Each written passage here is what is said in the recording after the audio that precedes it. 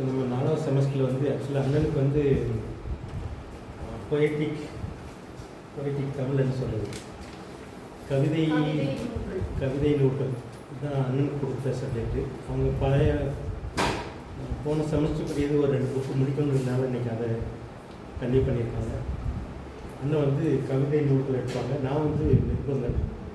அப்புறம் இந்த செமஸ்டருக்கு வந்து பெஞ்சமின் பாஸ்டர் வராது. அவர் வந்து பாஸ்டல் சொல்லுது போதகர்களை பற்றி போதகருடைய தன்மைகள் பொறுப்புகள் இந்த சப்ஜெக்ட் எடுப்பார். இவர் ஸ்டான்லி வந்து வேறு ஏதோ சொன்னார், அது குரூப்பில் போடுவார்னு நினைக்கிறேன். நேற்றைக்கு போடுற நேரம் அவர் போட மறந்துட்டார். எனக்கு கொடுக்கப்பட்ட பாடம் வந்து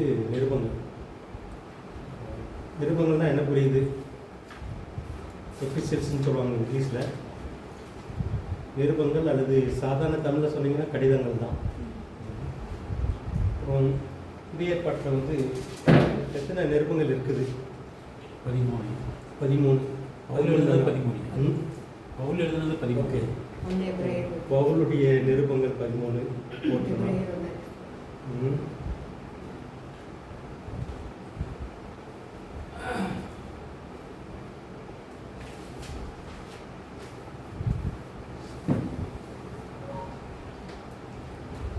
பவுல் எழுதிய கடிதம்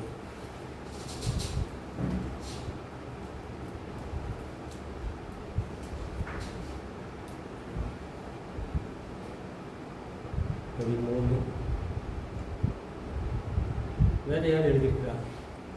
யாக்கோபு, பேதுரு, யோவான். ஓகே, யோவான் எழுதின கடிதங்கள். நம்பர் வயசில் பார்த்தீங்கன்னா யோவான் எழுதிய கடிதங்கள். யோவான் எத்தனை எழுதியிருக்கிறாரு? யோவான் 3 இருக்குங்க. 1, 2, 3. அப்புறம் வேறு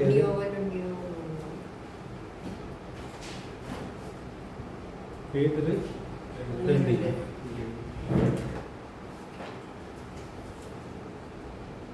2.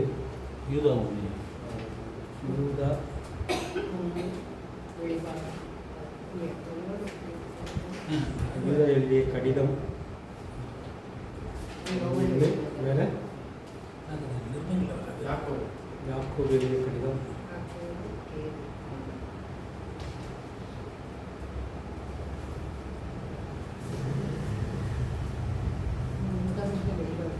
ஒன்று. இப்போ 13, 3, 16, 2, 18, அதுக்கப்புறம் 2 மொத்தம் 20 கடிதங்கள் தானே. வேறு எது இருக்கா? மிஸ் பண்ணியிருக்குமா? எபிரேயர் எழுதுனதா? எபிரேயருக்கு எழுதுனதா?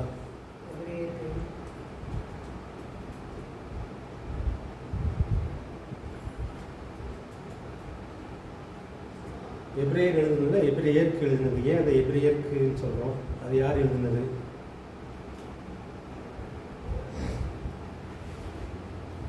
ஸோ மொத்த கடிதங்கள் பார்த்தீங்கன்னா பவுல் எழுதுனது 13, யோவான் எழுதுனது 3, பேதுரு எழுதுனது 2, யூதா எழுதுனது 1, யாக்கோபு எழுதியது 1. எபிரேயருக்கு எழுதிய கடிதம்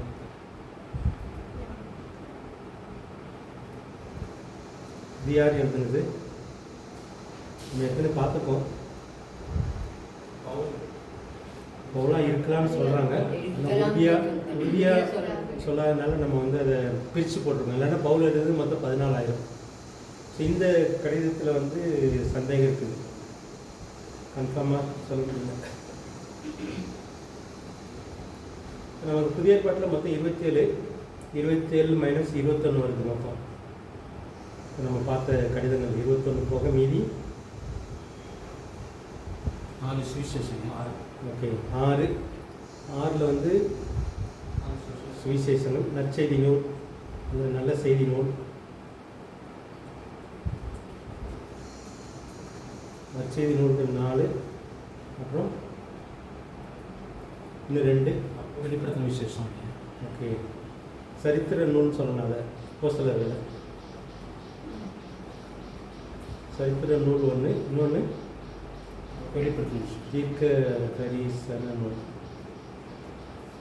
பேர் சொல்லாமல் சொன்னீங்கன்னா இந்த மாதிரி சொல்லலாம். இப்போ கடிதங்கள் வந்து மொத்தம் 21.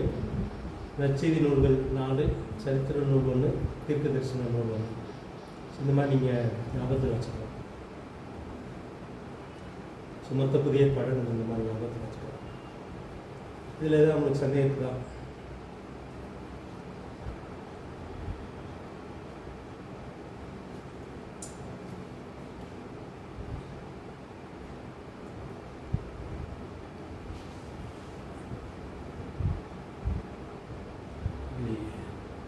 இப்போ நம்ம கடைசி இன்னைக்கு வந்து நம்ம மொத்தம் இது வந்து சுருக்கமாக தான் பார்க்க போகிறோம். உங்களுக்கு வந்து அடுத்த வருஷத்தில் ஒரு பாடம் வரும். பவுல் எழுதிய கடிதங்களை பற்றி, நிருபங்களை பற்றி தனியாகவே ஒரு சப்ஜெக்ட் நம்ம படிப்போம். ஆனால் இந்த பாடத்தில் வந்து மொத்தம் இந்த 21 கடிதங்களில் உள்ள சுருக்கமான சத்தியத்தை மட்டும் நம்ம தெரிஞ்சுக்கிறதுக்காக தான் இந்த இதை படிக்கிறோம். நிருபங்கள் கடிதங்கள் பார்த்திங்கன்னா இதுதான். இதில் நம்ம ஏற்கனவே நற்செய்தி நூல்கள் பார்த்துட்டோம். அதில் தனியாக மார்க் பார்த்தோம், தனியாக யோவான் பார்த்தோம், அப்புறம் ஸ்னாப்டிக் காஸ்பல்னு சொல்லி ஒத்து பார்த்தோம். ஒத்த நூல்கள், ஒத்த நற்செய்தி நூல்கள், சரித்திர நூல் பார்த்துட்டோம். மீதி உள்ளதை பார்க்க வேண்டியது நமக்கு தீர்க்க தரிசன நூல் அல்லது வெளிப்படுத்தின விசேஷம் தான். இந்த பாடத்தில் வந்து இந்த 21 கடிதங்களை பற்றி தான் நம்ம பார்க்குறோம்.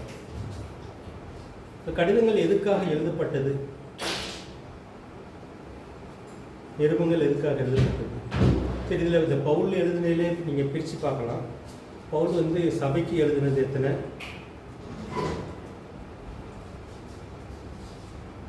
அப்புறம் தனிநபர்களுக்கு எழுதினது என்ன எத்தனை? 2 தீமோத்தேயு வரை தனிநபருக்கு எழுதியிருக்காரியா? ஓகே. 9 வந்து சபைகளுக்கு.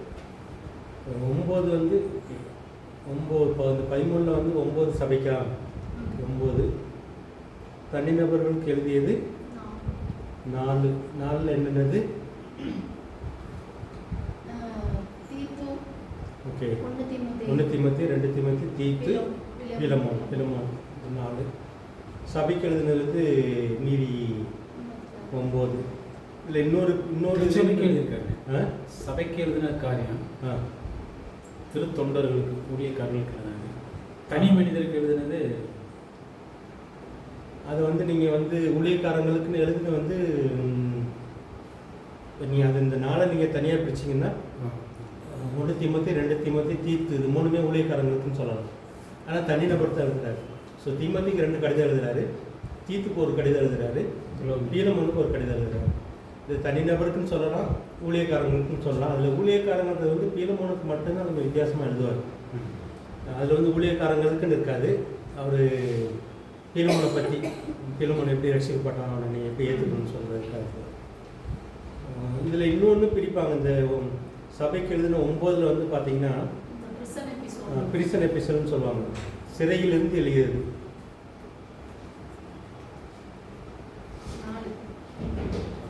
சிறையிலிருந்து எழுதுனது 4. என்னென்னது? ஓகே. இதில் கலாத்தியரை சேர்க்கலை. கலாத்தியர் அப்படின்றது தெரியல. நீங்கள் வந்து கன்ஃபார்ம் பண்ணுங்கள். எபேசியர், பிலிப்பியர், கொலோசியர்.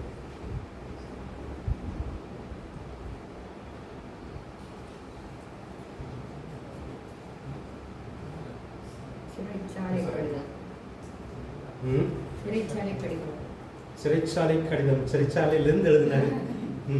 இங்கிலீஷ்லேருந்து அப்படியே டிரான்ஸ்லேட் பண்ணிங்கன்னா சிறைச்சாலை கடிதம் இருக்கும். இந்த இன்னொன்று வந்து பீலமோன் சிறையில் தான் எழுதுறாரு.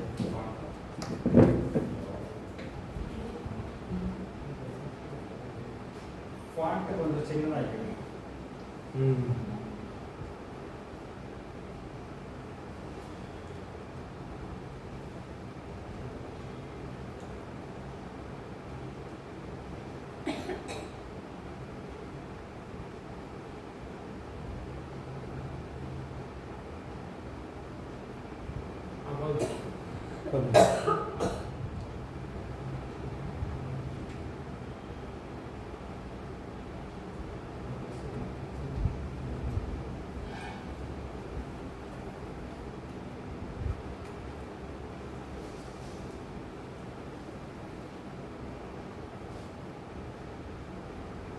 இந்த 4 சிறையிலிருந்து எழுதுனது. தனிநபர்களுக்கு எழுதின 4 நூல் தீமோத்தேயு, 1 2 2 கடிதம் இருக்கிறதுனால 1 2 போட்டுக்கலாம்.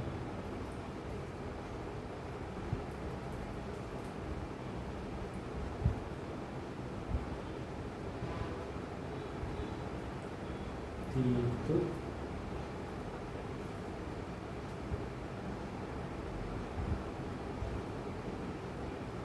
பிலமோன்.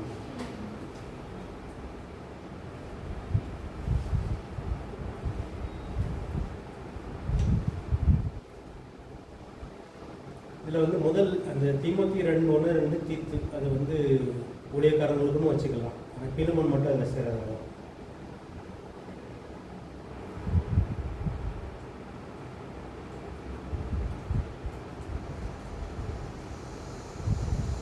அதனால் தனிநபர்களுக்கு அது ஊழியர்களுக்குன்னு அதை நீங்கள் பார்க்கலாம். பிலமோன் மட்டும் வந்து ஊழியர்களுக்குன்றதில் சேரும். ஸோ சபைக்கு எழுதுனதில் வந்து என்னென்னது 9 சபைக்கு எழுதுனதில் இந்த 3 சேர்த்துக்கலாம். மீதி என்னென்னது? குருந்தியர். முதல்ல வந்து குருந்தியர் வருமா? ரோமர். ரோமர் 1 குருந்தியர் 2 குருந்தியர். குருந்தியருக்கு வந்து 2. ரோமஸ் கலீட்டா.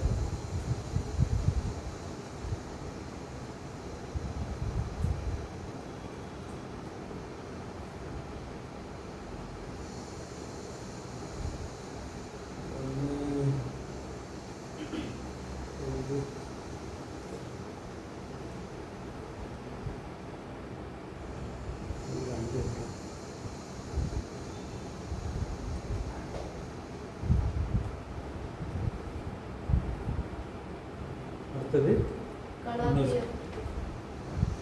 குருந்தியருக்கு அப்புறம் கலாத்தியர் தானே.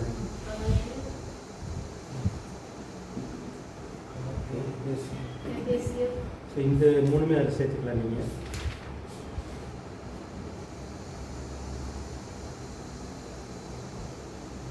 அடுத்தது 1 தெசலோனிக்கேயர். 1 2 தெசலோனிக்கேயர். பிலிப்பியர் இல்லையா?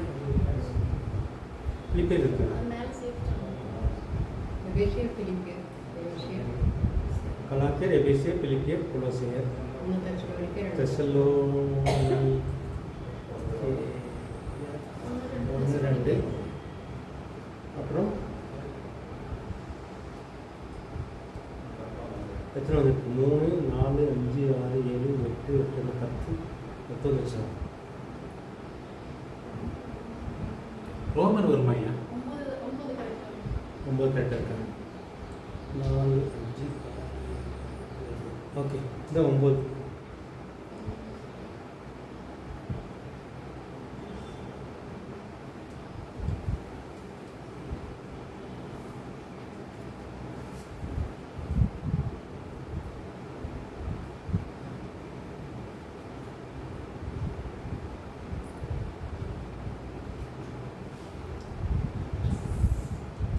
வேறு ஏதாவது பொதுவாக நம்ம தெரிஞ்சுக்க வேண்டியது தான்.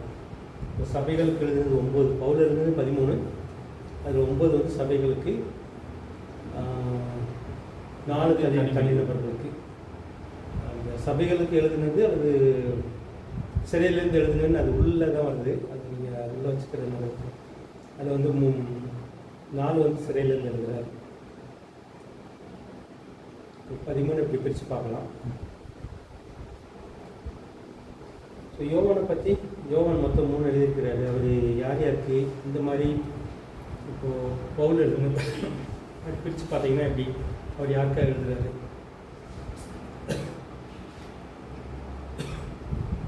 சபைகளுக்கா, தனிநபருக்கா? யோவான் எழுதுகிற 3 கடிதம், 1 யோவான், 2 யோவான், 3 யோவான்.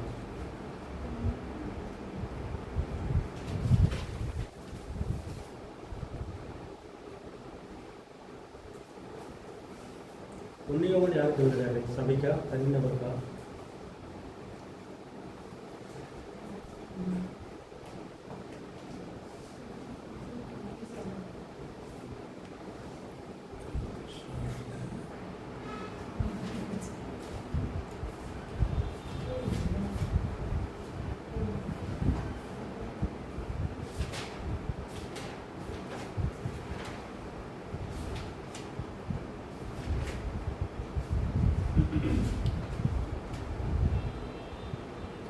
தனி மனிதனுக்கு எழுதலையா யோவான் முதல் நிலையம்? முதல் நிறுவனம் தனிநபருக்கு இல்லை. எப்படி ஆரம்பிக்கிறாரு? ஆதி முதல் இருந்ததும் நாங்கள் கேட்டதும் எங்கள் கண்களினால் கண்டதும் நாங்கள் நோக்கி பார்த்ததும் எங்கள் கையினால் தொட்டதுமாக இருக்கிற ஜீவ வார்த்தை குறித்து உங்களுக்கு உங்களுக்கு. அப்போ விசுவாசிகளுக்கு அது சபைக்குன்னு சொல்லலாம். விசுவாசிகளுக்கு அது சபைக்கு 1 எழுதினாரா 2 எழுதினாரான்றது அவங்களுக்கு சந்தேகம். இப்போ 2 யோவான் வந்து யாருக்கு எழுதுறாரு? ரெண்டாவது அப்படிதான் சகோதரத்துவத்தை Okay. விசுவாசி விசுவாசிகளுக்கு. ஓகே. 3 யோவான் கையாசுக்கு எழுதுகிறார். அப்போ கையாசுக்கு எழுதுறது 1. அப்போ தனி மனிதன். தனி மனிதனுக்கு வந்து ஒரு கடிதம் எழுதுறாரு. 3 யோவான். கயாசு காய்வு. கையாசு ஆய்வு. யோவான் வந்து 2 கடிதம் சபைக்கு அல்லது விசுவாசிகளுக்கு எழுதுறாரு. 1 வந்து தனிநபருக்கு எழுதுறாரு. பேதுரு ஓகே. 2 யோவான் வந்து அம்மாள் எழுது. அது என்ன புரியுது உங்களுக்கு? பேர் நீங்கள் அது இப்போ அதுதான் நமக்கு இப்போ வந்து குழப்பம் வந்து தனிநபரா சபையான்னு கொஞ்சம் குழப்பம். 2 யோவான் இந்த அம்மாளுன்றதுக்கு வந்து அந்த கிரேக்க மொழியில் உள்ள அம்மாளுக்கு வந்து 2 அர்த்தம் இருக்குது. நாங்கள் புதிய மொழிபெயர்ப்பில் வந்து அந்த டீச்சர் கொஞ்சம் கொடுத்துருக்கோம்.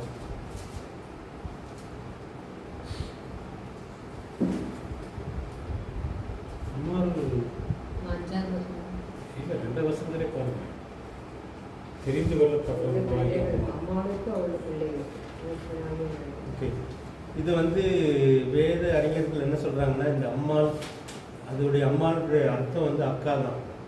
அக்கால தங்கை சகோதரிக்குன்னு தான் எழுதுறாரு. ஒருவேளை ஒரு தனிநபருக்கையும் அவருடைய மகனுக்கும் எழுதியிருக்கலாம். அதுக்கு இன்னொரு அர்த்தம் வந்து சபைக்கு வந்து இன்னொரு அர்த்தம் அப்படின்னு சொல்ல அம்மாளுக்கு இன்னொரு அர்த்தம் வந்து சபைன்ற அர்த்தமும் வரும். அந்த மாதிரி இருக்கலாம். அந்த ஆக்சுவலாக இந்த அம்மாளுன்ற கிரேக்க வார்த்தைக்கு வந்து 2 அர்த்தம் இருக்குது. ஒன்று வந்து பேராக இருக்கலாம், இன்னொன்று வந்து சபையாக இருக்கலாம் கிரேக்க வார்த்தைக்கு. ஸோ அதனால தான் வந்து நாங்கள் புதுமொழிபெயர்ப்பு வந்து அக்கான்னு போடுறோம். எப்படி வருதுன்னு பார்க்குறேன்.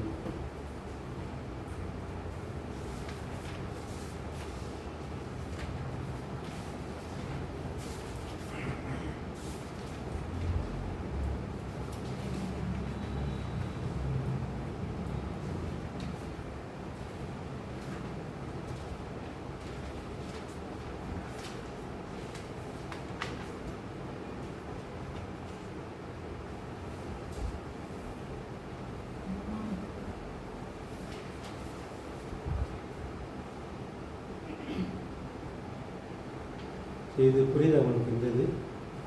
2 யோவானுடைய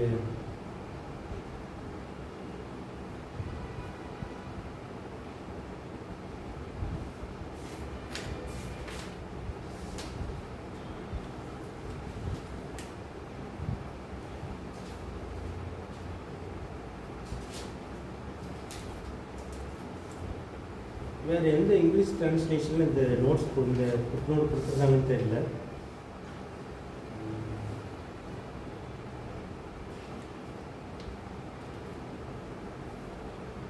இதில் வந்து நாங்கள் அக்கான் தான் போட்டிருக்கோம். இந்த அக்கான்ற அர்த்தம் அந்த அம்மான்றோடைய மீனிங் அந்த கிரேக்க வாழ்க்கையுடைய அர்த்தம் வந்து அக்கா தான் அல்லது சகோதரி.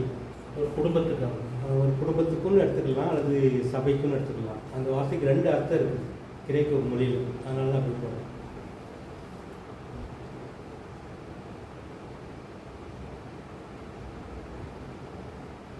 ஸோ அந்த ஒரு என்ன சொல்கிறது அந்த ஒரு கன்ஃபியூஷன் இருக்குது இந்த 2 யோவானுக்கு. தனிநபருக்குன்னு எடுத்திங்கன்னா ஒரு சகோதரிக்கும் அவருடைய பிள்ளைகளுக்குன்னு எடுத்திங்கன்னா வந்து அது வந்து சபைன்னு வராது. நான் பொதுவாக எப்படி எடுத்துக்கிறேன் அப்படின்னா முதல் 1 யோவான் 2 யோவான் 2மே ஒரு சபைக்காக எழுதுகிறாங்க.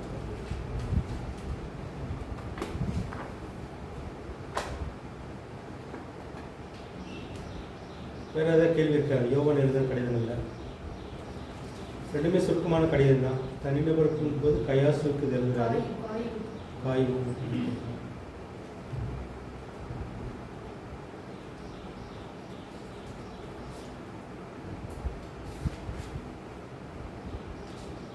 பேதுரு யாருக்கு எழுதுறாரு? எப்படி ஆரம்பிக்கிறாரு? அவர் பரதேசிகளுக்கு எழுதுகிறதா? பரதேசிகளுக்கு. பல இன மக்களுக்கு நன்மைக்கு. வாசிங்க.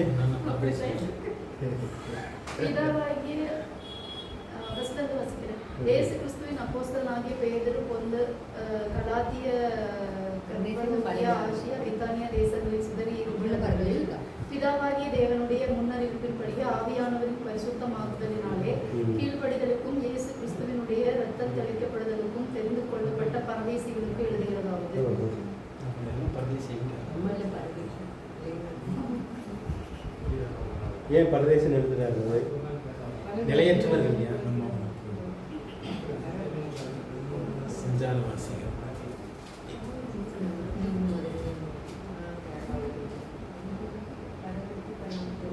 நிலையானவர்கள் அல்ல நம்ம. அதே மாதிரி 2 பேர் அப்போ அவர் வந்து சபைகளுக்கு தான், விசுவாசிகளுக்கு தான் எடுத்துக்கலாம்.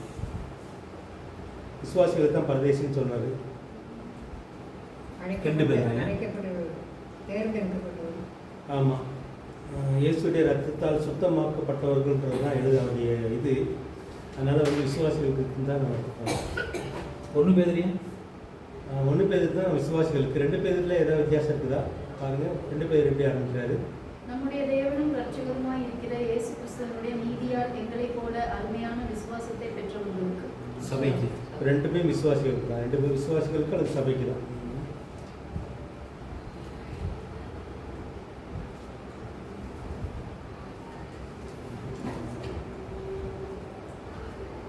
ஓகே, இப்போ யூதா யாருக்கு எழுதுறாரு?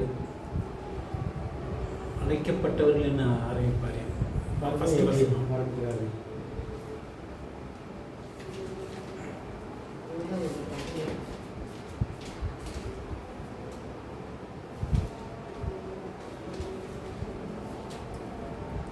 இயேசு கிறிஸ்துவின் யாக்கோபு பரிசுத்தமாக்கப்பட்டவர்களுக்கும் காக்கப்பட்டவர்களுமாகிய அழைக்கப்பட்டவர்களுக்கு. இப்போ விசுவாசம் இருக்காங்க.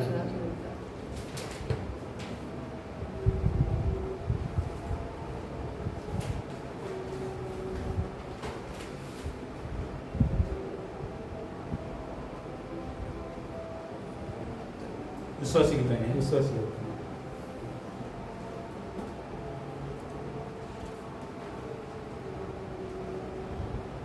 சபைக்கு. யாக்கோபு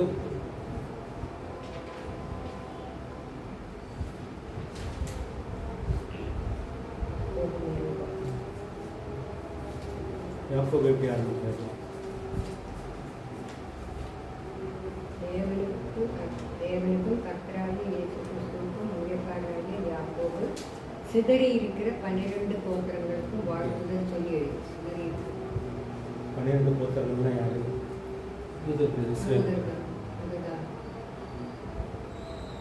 ரெண்டாவது வசனம் சகோதரரே.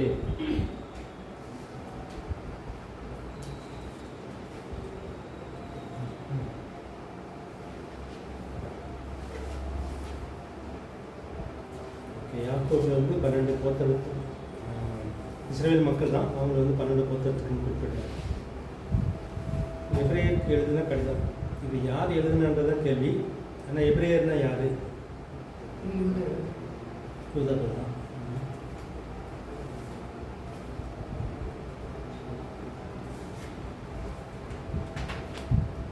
எழுதுனது பவுலா. பவுலா இருக்கிறது கெஸ் பண்ணுறாங்க. தீர்மானம் ஆகல. அது வந்து சந்தேகத்திலே இருக்குது. முடிவாங்க. அது வேத அறிஞர்கள் வந்து உறுதியாக வந்து சீட்டு போடலாம். வேற யாரெல்லாம் சொல்கிறாங்க? பவுல் சொல்கிறாங்க. வேற யார் எழுதிருக்கலான்னு யாருக்கா ஞாபகம் இருக்குதா?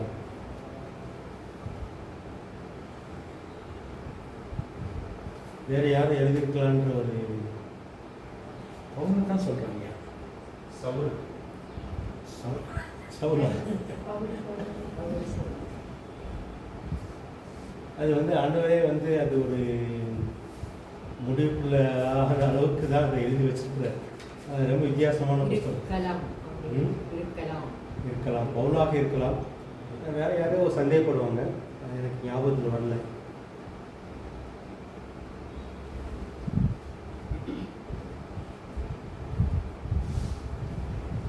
இது வந்து இந்த பவுல் எழுதுனா பவுலுக்குன்னு ஒரு மொழிநடை இருக்கும். ஸோ அந்த மொழிநடைக்குள்ளே இது வந்து முழுக்க முழுக்க வரல. அதனால தான் வந்து பவுல் எழுதுனதை வந்து உறுதியாக சொல்ல முடியல. அது வந்து வித்தியாசமான ஒரு மொழிநடையாக இருக்குது எபிரேய நிறுவனம். ஏன்னா பவுலுக்கு வந்து 13 கடிதம் எழுதியிருக்கிறாரு. ஸோ இவருடைய மொழிநடை, இவர் எழுதினா இந்த ஆளு இப்படி தான் எழுதுவார்ன்ற மாதிரி தெரியும்ல. பேதுரு எழுதுனா அப்படி தான் இருக்கும், யோவான் எழுதுனா அப்படி தான் இருக்கும், பவுல் எழுதுனா அப்படி தான் இருக்கும்னு சொல்லி இதெல்லாம் உறுதியாக தெரியுது. ஆனால் எபிரேய நிறுவனம் மட்டும் பவுல் தான் எழுதினாரு உறுதியாக சொல்ல முடியாததுக்கு வந்து பல காரணங்கள்ல இது ஒரு காரணம். அந்த மொழிநடை வித்தியாசமாக இருக்குது. வேறு யாரும் டவுட் பண்ணுவாங்க, நீங்கள் என்ன ஹோம்ஒர்க் மாதிரி வச்சுக்கோங்க. வேறு யாரெல்லாம் சந்தேகத்தில் பார்க்குறாங்க, அதாவது பவுல் எழுதியிருக்கலாம் அல்லது வேறு யார் எழுதியிருக்கலாம்னு சொல்லி பார்க்குறாங்க, நீங்கள் ஹோம்ஒர்க் மாதிரி வச்சு தேடி பாருங்கள். இந்த இடத்துல தேடி பார்த்தீங்கன்னா அந்த எபிரேய நிறுவனம் மட்டும் வித்தியாசமாக இருக்கும் மற்ற கடிதங்களை விட. ஏன் அந்த வித்தியாசம்?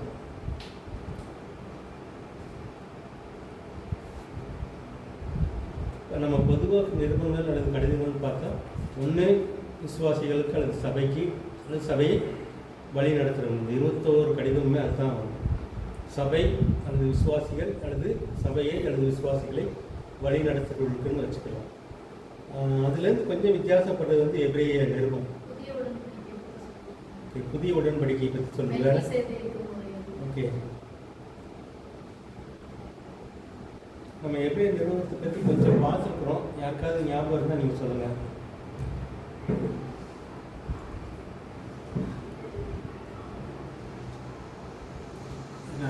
உறுதியாக சொல்கிறதுக்கு இல்லைங்க. இந்த உள்ளடக்கம் எபிரேய நிறுவனத்தில் பர்னபாவுன்னு சொல்லுவாங்க, பிரசங்கம் பண்ணாங்க இல்லையா, பர்னபாவையும் சொல்கிறாங்க. டவுட்டில் வந்து பர்னபாவும் இருக்கலாம். ஒவ்வொருத்தரும் ஒவ்வொரு சொல்கிறாங்க, ஒவ்வொருன்னு சொல்கிறாங்க. உறுதியாக சொல்ல முடியல. நம்ம இப்போ அந்த புக்கு தானே நம்ம லாஸ்ட்டாக எபேசியரை போட்டு எபிரேய நம்ம போட்டு லாஸ்ட்டாக தியானிச்சு தியானிச்சுப்போம் நினைக்கிறேன். சும்மா சுருக்கமாக நம்ம பார்த்துருப்போம், டீட்டெயிலாக பார்க்கல. இப்போ நம்ம பார்க்குறது வந்து 21 கடிதத்தில் ஒரு கடிதம் மட்டும் வித்தியாசமாக இருக்குது. இந்த 20 கடிதங்கள் வந்து ஒன்று விசுவாசிகளுக்கு புத்தி சொல்கிற மாதிரி இருக்கும், இல்லை சபையில் உள்ள பிரச்சனையை வந்து டீல் பண்ணுற மாதிரி இருக்கும். அது போக ஒரு 4 கடிதம் மட்டும் ஊழியக்காரங்களுக்கு நம்ம பார்க்கணும், 3. ஆனால் எபிரேயர் எழுதின கடிதம் அல்லது நிருபம் மாற்றம் இதுலேருந்து கொஞ்சம் வித்தியாசப்படுது. எதனால் வித்தியாசப்படுது? இந்த வித்தியாசம் ஏன் யோசிப்பீங்களா? இன்னும் வந்து இவங்க சொன்னது வந்து புதிய உடன்படிக்கை மெல்கிசேதேக்கெல்லாம் வருது, விசுவாசத்தை குறிச்சும் வருது. விசுவாசத்தை குறித்து வருது. எபிரேயர் 11 வந்து விசுவாசத்தை பற்றி சொல்லுது. அதுதான் வந்து ஆபேல் ஆரம்பித்து விசுவாச வீரர்களுடைய பட்டியல் பார்க்கணும். கடவுள் ஆயத்தம் பண்ணும் நகரம் இருக்குதுமா. ஆபிரகாம் வந்து அந்த நகரத்துக்காக காத்திருந்தார். பரதேசியாக இருந்தார் இந்த பூமியில். ஆனால் அவருடைய ஆசையெல்லாம் வந்து அந்த கடவுளை கட்டியதுக்கு ஒரு நகரத்துக்காக காத்திருந்தார். வேறு என்ன குணாதிசயெல்லாம் இருக்குது? எபிரேயர் பற்றி நம்ம சொருக்கம் பார்த்துட்டு ஒவ்வொன்றுக்குள்ளே நம்ம உள்ள போகிறோம். இந்த எபிரேயர் மட்டும் வித்தியாசமாக இருக்குதே, அது வந்து நம்ம மனசில் 11 நான் கேட்குறேன். மற்ற கடிதங்களை விட மற்ற நிறுவனங்களோட வித்தியாசமாக இருக்கிறதுக்கு காரணம் என்ன? எப்பவுமே விசுவாசத்தில் நிலைச்சு நிற்க, விசுவாசத்தில் உற்சாகப்படுத்தக்கூடிய. ஓகே, இப்போ 2ஆம் அதிகாரத்தில் மேகமூலத்திலாம் சூழ்நிலை சூழ்நிலை இருக்கேன், வாரமான யாவத்தையும் விட்டு அந்த வசனத்தை வாசிக்கும் போது கூட நம்ம சப்போர்ட் பண்ணுறோம். இந்த புஸ்தகம் வந்து யூத மக்களால் மட்டும்தான் நல்லா புரிஞ்சிக்க முடியும். அதாவது நற்செய்தி என்னன்றது சொல்லுது. எனக்கு வந்து இந்த எபிரேய நூல் மாதிரி தமிழ் மக்களுக்கு எழுதிய கடிதம் அல்லது தமிழ் மக்கள்லேயே உள்ள ஒரு சிலருக்கு எழுதின கடிதம்லாம் இப்போ வந்து நாங்கள் பண்ணோம் அப்படின்னா பெட்டகுருபருக்கு எழுதின கடிதமே கொண்டு வரலாம். ஏன்னா அந்த கலாச்சாரம், அந்த பெட்டகுருப கலாச்சாரத்தில் இருந்து எப்படி இந்த நற்செய்தியை சொல்கிறதுன்ற மாதிரி தான் இந்த எபிரேய நிறுவனம். அது யூத கலாச்சாரத்தில் யூத மத சடங்குகளில் மறைஞ்சிருக்கிற சத்தியங்களை வெளிக்கொண்டு வரும் இந்த புஸ்தகம். யூதருக்கு வந்து ஒரு சத்தியம் புரியணும். ஏன் வந்து அவங்க பலி செலுத்தினாங்க, ஏன் அவங்களுக்கு வந்து ஒரு ஆடு சாகணும், ஒரு மாடு சாகணும், ஏன் ஒரு கண்ணுக்குட்டி சாகணும், ஏன் அந்த கண்ணுக்குட்டி மேலே வந்து தலையில் கையை வச்சு பாவத்தை சுமத்தி அதை அடித்து அந்த ரத்தத்தை ஒரு பாத்திரத்தில் பிடிச்சி அந்த ரத்தத்தை வந்து மக்கள் மேலே தெளிக்கணும், பாவம் செஞ்ச மேலே தெளிக்கணும். அதே ரத்தத்தில் கொஞ்சத்தை கொண்டு போய் மகா பரிசுத்த ஸ்தலத்துக்குள்ளே போய் அந்த உடன்படிக்கை பெட்டி மேலே இருக்கிற கிருபாசனத்தில் தெளிக்கணும். இதெல்லாம் ஏன் அப்படின்றது சொல்லி விளக்குவார்.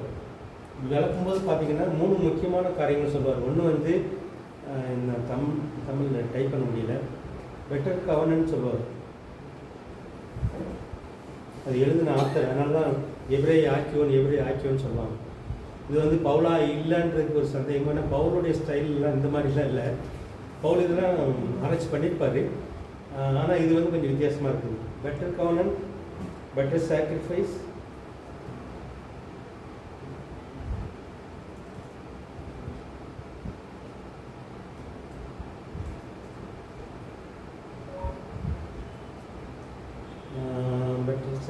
better high priest,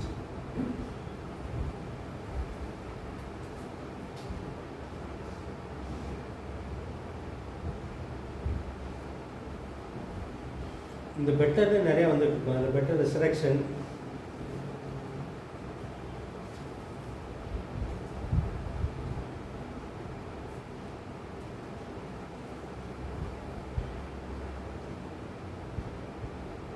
இந்த புதிய உடன்படிக்கை வந்து சிறப்பான உடன்படிக்கை. பழைய உடன்படிக்கை வந்து கொஞ்சம் குறை இருந்துச்சு. அந்த குறையை வந்து நிவர்த்தி பண்ணுறாரு. எப்படி இந்த பழைய உடன்படிக்கையை வந்து இஸ்ரேல் மக்களோட மட்டும் பண்ணதான் ஆண்டவர். இந்த பழைய உடன்படிக்கைக்கும் நமக்கு சம்மந்தம் இல்லை, பிரஜாதிகளுக்கு சம்மந்தம் இல்லை. அதனால தான் இது வந்து எபிரேயர் மக்களுக்கு மட்டும்தான் புரியும், நல்லா புரியும். ஏன்னா அவங்க வந்து பழைய உடன்படிக்கையும் புதிய உடன்படிக்கையும் ஒத்து பார்க்க முடியும். பழைய உடன்படிக்கை எதுக்காக பண்ணப்பட்டது, அந்த உடன்படிக்கையில் உள்ள குறை என்ன, ஸோ அந்த குறையை வந்து நிவர்த்தி பண்ணுற புதிய உடன்படிக்கை எப்படிப்பட்டதுன்னு சொல்லி சொல்லுவாங்க. ஏன்னா நமக்கு வந்து பழைய உடன்படிக்கை இல்லாத நம்ம கையில் வந்து பழைய ஏற்பாடு இருக்குது, புதிய ஏற்பாடு இருக்குது. நம்ம அந்த பழைய உடன்படிக்கையில் வாழலைனால நமக்கு நிறைய புரியாது. ஏன்னா அந்த இஸ்ரேல் மக்கள் தான் பழைய உடன்படிக்கையின்படி வந்து ஒரு பாவம் செஞ்சுட்டாங்கன்னா, தப்பு பண்ணிட்டாங்கன்னா, ஒரு ஆடை கூட்டிகிட்டு போகணும், ஒரு மாட்டை கண்ணுக்குட்டியை கூட்டிகிட்டு போகணும். அங்கே போய் அந்த பூசாரி கையில் கொடுத்துட்டு அந்த பூசாரி வந்து தலையில் கையை வைப்பார். வச்சு இவங்க செஞ்ச பாவத்தெல்லாம் அந்த தலை மேலே சுமத்தணும், அந்த ஆட்டுக்குட்டி மேலே கண்ணுக்குட்டி மேலே சுமத்தணும். அதுக்கப்புறம் அதை கழுத்தறுத்து அந்த ரத்தத்தை பிடிப்பாங்க. அந்த பாத்திரத்தில் பிடிக்கணும். பிடிச்சிட்டு அந்த பாத்திரத்தில் அந்த ரத்தத்தில் முக்கி, ரத்தத்தில் அந்த ஈசோப்பு கொம்புனால் முக்கி மக்கள் மேலே தெளிக்கணும். அப்புறம் அதில் கொஞ்சம் ரத்தத்தை, அது வந்து வருஷத்துக்கு ஒர்க்க மாட்டோம். இது வந்து தினசரி நடக்கும், அப்பப்போ நடக்கும் இந்த மக்கள் மேலே தெளிக்கிறது. ஆனால் வருஷத்துக்கு ஒர்க்க மட்டும்தான் அந்த ரத்தத்தில் கொஞ்சத்தை எடுத்துட்டு பிரதான ஆசிரியர், முக்கியமான தலைமை பூசாரி, அவர் வந்து மகாபரிசுத்தலத்துக்குள்ளே போய் அந்த கிருபாசனத்தின் மேலே அந்த ரத்தத்தை தெளிப்பார். ஸோ அப்படி போகும்போது அவர் காலில் வந்து சங்கிலியை கட்டி உள்ள அனுப்புவாங்க. அவர் மேலே ஏதாவது தப்பு இருந்துச்சுன்னா அவர் உள்ளே செத்துருவார் மகாபரிசுத்தலத்தில். இப்போ அவரை தூக்குறதுக்காக யாராவது உள்ளே போனாங்க அப்படின்னா அவங்களும் செத்துருவாங்க. அதனால அவர் இந்த சங்கிலி அவர் வரல அப்படின்னா அவர் ட்ரெஸ்ஸில் வந்து இந்த மணியெல்லாம் கட்டியிருப்பாங்க. அவர் உள்ளே போய் அதெல்லாம் செய்யும்போது மணி அடிச்சுக்கிட்டே இருக்கும். அவர் ட்ரெஸ்ஸில் இருக்கிற அந்த சத்தம் நின்று போயிடுச்சு அப்படின்னா அவங்க புரிஞ்சுக்கணும் அவர் ஆள் அவுட்டு. அதனால் உள்ளே யாரும் போகக்கூடாது. அந்த சங்கிலியை பிடிச்சி இழுக்கணும், வெளியில் இழுத்து அப்புறம் அடக்கம் பண்ணணும். இந்த மாதிரிலாம் நிறைய இருக்குது. ஒரு செத்துட்டாங்க, அதுக்கப்புறம் அவங்க குடும்பத்தில் வேறு. ஸோ இந்த மாதிரி ஒரு பழைய உடன்படிக்கை, இதில் உள்ள குறைகள் என்னன்னு சொல்லி விளக்குவார். இந்த எபிரேய புத்தகத்தை எழுதுறது இது ஆவியானவர் தான் ஒரு ஸ்பெஷல் அனாயிட்டிங்காக கொடுத்து பண்ணுற ஒரு காரியம். இது எதுக்காக, ஒன்று வந்து மக்கள் வந்து திரும்ப வருஷம் ஆட்டுக்குட்டியும் கண்குட்டியும் எடுத்துகிட்டு போகணும். இந்த ரத்தத்தை கொடுக்குறாங்க, இவங்க மேலே ரத்தம் தெளிக்கப்படுது. ஆண்டோட்டையும் அந்த ரத்தத்தை போய் ஆண்டோடைய வசனத்துலேயும் தெளிக்கிறாங்க. இருந்தாலும் உங்கள் மனசு சுத்தமாகும். நான் பாவம் பண்ணிட்டேன், அந்த பாவத்தை வந்து ஒரு ஆட்டுக்குட்டி மேலே கண்ணுக்குட்டி மேலே நான் வந்து சுமத்தி அந்த ரத்தத்தை வந்து தெளிச்சோன்னு எனக்கு சுத்தமாயிட்டேன் அப்படின்னு சொல்லி அவங்களாம் நம்ப முடியல. ஏன்னா அடுத்த வருஷமும் திரும்ப கண்ணுக்குட்டி கொண்டு போகிறாங்க. இது ஏன் நடக்குது, ஏன் திரும்ப போகிறாங்க அப்படின்னா அவங்க மனசு சுத்தமாகத காட்டுதான் விளக்குவார். உள்ளே இருக்கிற காரியது தான். ஏன்னா இது நமக்கு புரியறது கொஞ்சம் கஷ்டம். அதனால தான் இந்த எபிரேய புத்தகத்தை மாதிரியே ஒவ்வொரு கலாச்சாரத்துலையும் இருக்கும். அதில் அடங்கியிருக்கிற சில சத்தியங்களை வந்து நம்ம வெளிக்கொண்டு வரணுன்றது தான். அவங்களுக்கு வந்து அந்த ஆட்டுக்குட்டியின் ரத்தம் கண்ணுக்குட்டியின் ரத்தம் வந்து அவங்க மனசாட்சி சுத்தம் பண்ணலை. சுத்தம் பண்ணிடுச்சு அப்படின்னா அவங்க திரும்ப வருஷம் பலி செலுத்த வேண்டியது இருந்திருக்காரு. அதே மாதிரி பலி செலுத்துகிற பூசாரி, பிரதான ஆசாரியரோ அல்லது பூசாரியோ அவரும் சுத்தமானவர் இல்லை. அவர் வந்து மக்களுக்காக பலி செலுத்துறாரு. சில வேளை அவரும் தப்பு பண்ணால் அவரும் செத்து போயிடுறாரு, அல்லது வயசாகி இறந்து போயிடுறாரு. அதனால் பூசாரிக்கும் குறை இருக்குது, இந்த பலியிலையும் குறை இருக்குது. அப்போ அந்த குறையை நிவர்த்தி பண்ணுறதுக்கு வந்து ஒரு நல்ல பலி வேணும். அந்த பலி தான் இயேசு அப்படின்னு சொல்லி இவர் விளக்குவார். இப்போ இயேசுடைய ரத்தம் வந்து நம்ம மனசாட்சியை சுத்தம் பண்ணும்.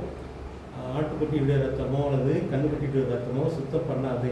ஸோ அதுதான் வந்து பெட்டர் சாக்ரிஃபைஸ்ன்னு சொல்கிறார். சிறப்பான பலின்றது வந்து இயேசு தான். மனசாட்சியை சுத்தம் பண்ணக்கூடிய பலின்றது வந்து இயேசுடைய ரத்தம் தான் அப்படின்னு சொல்லி விளக்குவார். அந்த உடன்படிக்கை வந்து பழைய உடன்படிக்கை இந்த குறையெல்லாம் இருக்குது. இதில் வந்து அந்த பலி செலுத்துகிற அந்த பலியிலையும் குறை இருக்குது, இந்த பலி செலுத்துகிற பூசாரிட்டையும் குறை இருக்குது. அதனால தான் அந்த உடன்படிக்கை உள்ள குறைன்னு சொல்லி சொல்லுவார். ஸோ இதை வந்து எப்படி ஆண்டவர் வந்து எதுக்காக இதை கொடுத்தாரு, அந்த குறையை வந்து இயேசு மூலமாக எப்படி நிறைவாக்குறாரு, அது உள்ள குறையை வந்து எப்படி மாற்றுறாரு அப்படின்றது பெட்டர் சாக்ரிஃபைஸ்ன்றது வந்து இயேசு தன்னையே கொடுக்குறாரு. ஸோ இதே மாதிரி தான் இயேசு வந்து சிலுவையில் சாகும்போது அந்த மன்னிப்பு சொல்கிறாரு. மன்னிக்கும் போது ரத்தம் தெளிக்கிறதுக்கு சமம். இது வந்து எவ்ரேரில் தான் அதை எழுதுவார். தெளிக்கப்பட்ட ரத்தத்தினத்துக்கு நீங்கள் வந்திருக்கிறீர்கள்னு எழுதுவார். தெளிக்கப்பட்ட ரத்தம் அப்படின்னா இயேசு சாகும்போது அந்த ரத்தம் நம்ம மேலே தெளிக்கிறாரு. அது வந்து மன்னிப்பை கொடுக்குது, நம்ம மனசாட்சியை சுத்தம் பண்ணுது. இயேசுடைய ரத்தத்துக்குள்ளே வந்தவங்களுக்கு வந்து மனசாட்சி திரும்ப குத்தாது அப்படின்றது தான் அவருடைய. அதே மாதிரி அந்த இவர் வந்து தன்னுடைய சொந்த ரத்தத்தை ஆட்டுக்குட்டிய ரத்தமோ மாட்டுடைய ரத்தமோ இல்லை, தன்னுடைய சொந்த ரத்தத்தை எடுத்துக்கிட்டு மகா பரிசுத்த ஸ்தலமாகிய இந்த கூடாரத்துக்குள்ளே போகலாம், இந்த கோயிலுக்குள்ளே போனார். அவர் வந்து வானம் என்கிற திரையை கிழித்து கொண்டு இதாக இருக்கிற இடத்துக்கே போகிறார். அவருடைய ரத்தம் அங்கே போய் பேசுது. ஸோ இங்கேயும் அந்த ரத்தத்தை நம்ம மேலே தெளிக்கிறாரு. மேலேயும் போய் அந்த ரத்தம் வந்து பேசுது, நமக்காக பரிந்து பேசுது. இந்த சத்தியங்கள்லாம் அடங்கி இருக்குது. இதெல்லாம் புரிய வைக்கிறது தான் கொஞ்சம். அதனால் எபிரேயர் புஸ்தகம் வந்து படிக்கும்போது நம்ம புரியறதுக்கு ரொம்ப கஷ்டமாக இருக்கும். ஏன்னா இஸ்ரேல் மக்களுக்கு வந்து புரியணும். ஸோ இதை புரியறதுக்காக இஸ்ரேல் மக்களுக்கு வந்து பழைய உடன்படிக்கை வந்து ஏன் குறை, அதில் என்ன குறை, அந்த குறையை வந்து புதிய உடன்படிக்கையில் ஆண்டவர் எப்படி நிறைவாக்கி கொடுக்குறாரு அப்படின்னு சொல்கிறது தான் அந்த புஸ்தகம். இதன் அடிப்படையில் பார்க்கும்போது இந்த மாதிரி எபிரேயருக்கு எழுதின கடிதம் மாதிரியே நீங்கள் குறும்பருக்கு எழுதின கடிதம், பனியருக்கு எழுதின கடிதம் அப்படிலாம் சொல்லலாம். ஏன்னா அவங்களுடைய மத சடங்குகளில், அவங்களுடைய மத நம்பிக்கைகளில் குறை இருக்குது. எப்படி இஸ்ரேல் மக்களுடைய மத நம்பிக்கை சடங்குகளில் குறைகள் இருக்குது. ஸோ அந்த குறையை வந்து இயேசு வந்து புதிய உடன்படிக்கையின் மூலமாக நிறைவேற்றினாரோ அதே மாதிரி ஒவ்வொரு சமுதாயத்தில் இருக்கிற குறைகளை வந்து மத சடங்குகள் ஆச்சாரங்களில் இருக்கிற குறைகளை வந்து இந்த புதிய உடன்படிக்கை வந்து நிறைவாகும். ஸோ என்னை பொறுத்தவரை வந்து பார்த்திங்க அப்படின்னா இந்த எவ்விய நிருபம் மாதிரியே பனியருக்கு எழுதின நிருபம், குருபருக்கு எழுதின நிருபம் இதெல்லாம் சுருஞ்சி ஒருத்தர் வந்து அந்த சடங்குகளில் வந்து அவங்க கஷ்டப்பட்டு செத்து அவங்களால தப்பிக்க முடியாமல் ஆகி கடைசியில் இயேசுட்டு வந்ததுக்கப்புறம் நான் தப்பிச்சிட்டேன்னு சொல்லணும்.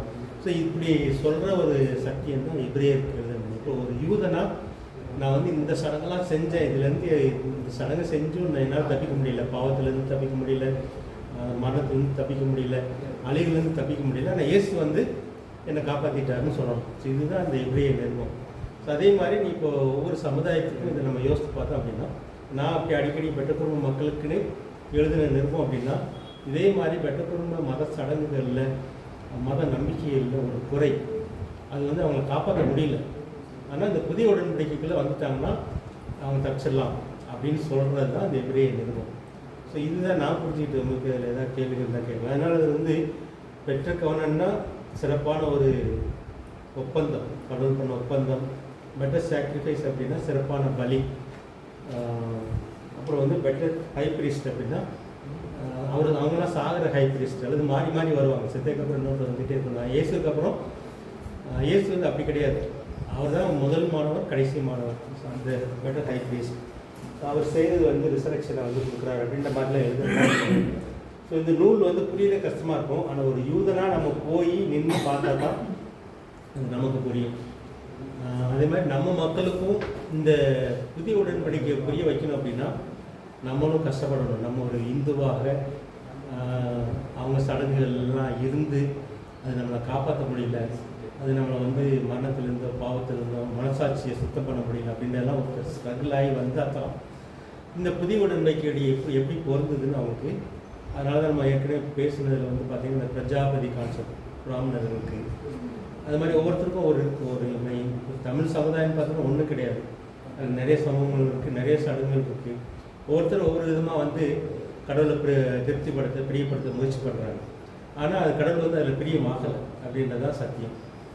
இது வந்து நீங்கள் அதனால தான் 11ஆம் அதிகாரம் என்ன சொல்லும் அப்படின்னா, ஆபேலும் கடவுளை பிரியப்படுத்த முயற்சி பண்ணுறான், காயினும் கடவுளை பிரியப்படுத்த முயற்சி பண்ணுறான். ஆனால் ஆபேலுக்கு விசுவாசத்தோடு முயற்சி பண்ணான், அதனால் அவர் ப்ளீஸ் பண்ணாது. ஆனால் காயினுக்கு விசுவாசம் இல்லை, அதனால் அவர் ப்ளீஸ் பண்ண முடியல அப்படின்ற லிஸ்ட் அங்கேருந்து கொண்டு வரும். இது வந்து இஸ்ரேல் சமுதாயம் தொடங்குறதுக்கு முன்னாடி விசுவாசம் முக்கியம், அந்த சமுதாய சடங்குகள் வந்ததுக்கப்புறமும் விசுவாசம் தான் முக்கியம், அந்த சடங்கெல்லாம் முடிச்சு வச்ச ஒரு இயேசு இப்போவும் விசுவாசம் தான் முக்கியம் அப்படின்றத முக்கியப்படுத்துறது. அந்த விசுவாசத்தை மையமாக கொண்டு வருவார். ஆனால் அது வந்து இஸ்ரேல் மக்களுக்கு அதை எப்படி பொறுத்துறதுன்றது கொண்டு வரது தான் இந்த நூல். ரொம்ப வித்தியாசமான ஒரு நூல். நம்ம வந்து ஒரு யூதனாக இருந்து படிக்கும்போது தான் அவங்க இங்கிலீஷில் ஒரு பழமொழி சொல்லுவாங்க, அவங்க ஷூவில் நம்ம காலை வச்சு பார்க்கணுன்ற மாதிரி. ஒரு யூதனுடைய செருப்பை நம்ம போட்டு நடத்தி பார்க்கணும், அப்போ தான் நமக்கு வந்து அது புரியுன்ற மாதிரி. ஸோ அப்படி புரிஞ்சு அப்படின்னா நம்ம மக்களுக்கும் இதை எப்படி சொல்கிறது, நம்ம சமுதாய மக்களுக்கு, அது நம்ம சார்ந்த மத நம்பிக்கையில் இருக்கிறவங்களுக்கு அதை எப்படி சொல்கிறது, புதிய உடன்படிக்கை எப்படி புரிய வைக்கிறது அப்படின்றது தான் இருக்கிற சத்தியம். வேறு ஏதாவது நீங்கள் கேட்க வரணும்னா கேட்கலாம். ஸோ இதில் நம்ம உள்ளே பார்க்கும்போது நம்ம ஓரளவுக்கு பார்க்கலாம், அந்த இருக்கிற மேலோட்டமான ஒரு காரியம் தான். எதாவது கேட்க விரும்புகிறீங்களா, வேறு ஏதாவது சொல்ல விரும்புகிறீங்களா? எபிரேயருக்கு எழுதின கடிதம் இது மட்டும் வந்து அந்த 21 நிருபத்தில் கடைசி வித்தியாசமானதாக இருக்கும்.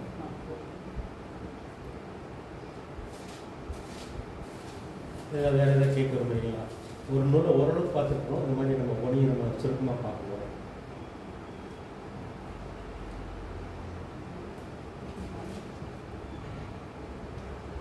கஷ்டமானது எப்படி எழுதணும்?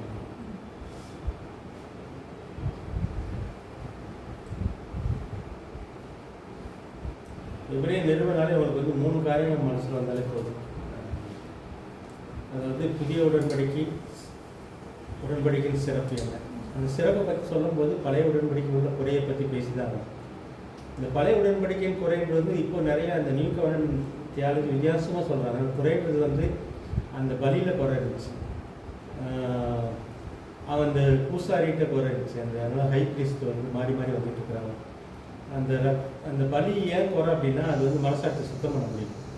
இயேசுடைய ரத்தம் ஒரு மனசாட்சி சுத்தம் பண்ணுற மாதிரி ஆட்டுக்குட்டியுடைய ரத்தமோ அல்லது கண்ணுக்குட்டியுடைய ரத்தமோ வந்து அப்போதைக்கு பாவத்தை மறைக்கும். அந்த மாதிரி பலியில் உள்ள குறை, பூசாரியில் உள்ள குறை, இதைத்தான் உடன்படிக்கையின் குறைன்னு சொல்கிறாங்க.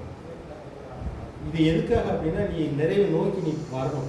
இஸ்ரேல் சமுதாயத்தில் வந்து நாங்கள் வந்து இது வந்து கலாத்தியர் நிருபம் வந்து இப்போ நான் தியானிச்சுட்டு இருக்கிறதால அந்த கலாத்தியர் நிருபத்தில் வந்து 5 அதிகாரம் இருக்குது. நம்ம சொற்கமாக நான் சொல்ல அப்போ தான் உங்களுக்கு புரியும்.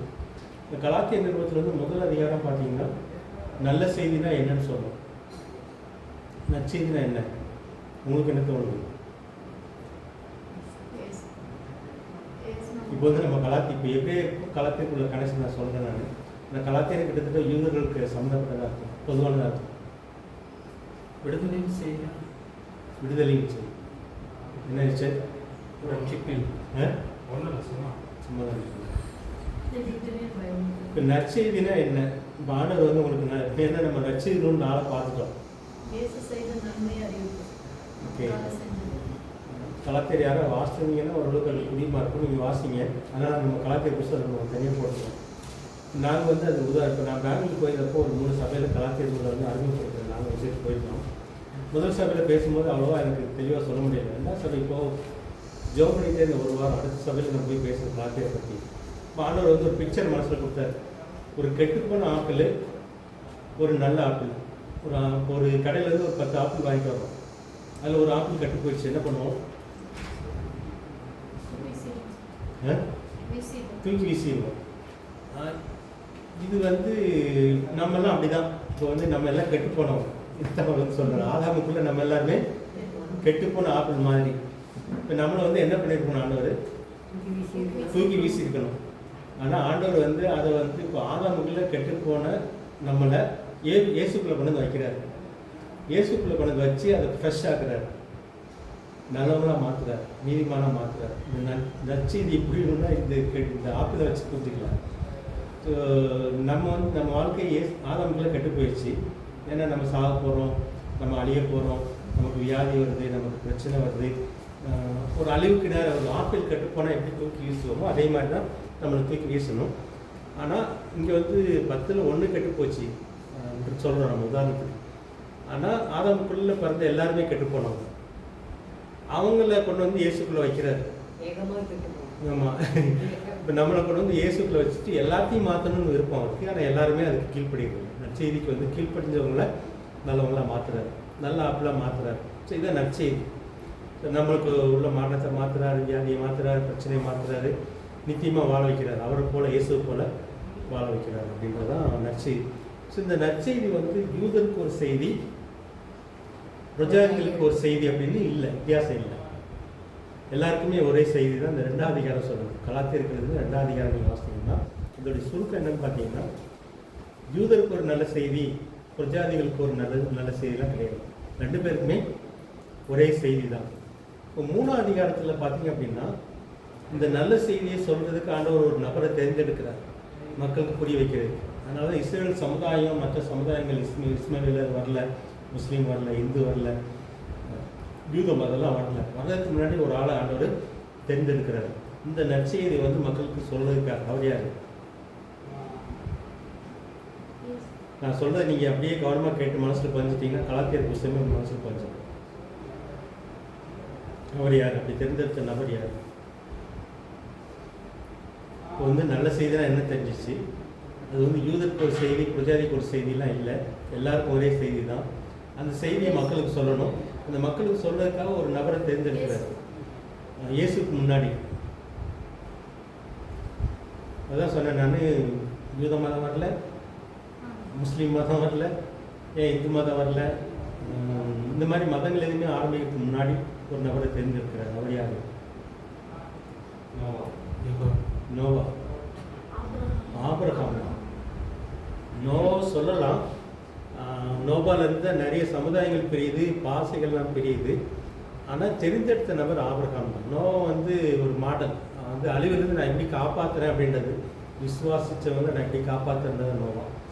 ஆபிரகாமை தெரிஞ்செடுக்கிறது. இந்த ஆபிரகாமை ஏன் தெரிஞ்செடுக்கிறார் நம்ம சொல்கிறோம் அப்படின்னா, ஆபிரகாமுக்கு ஒரு வாக்குத்தத்தம் கொடுக்குறாரு. என்ன வாக்குத்தத்தம் கொடுக்குறாரு?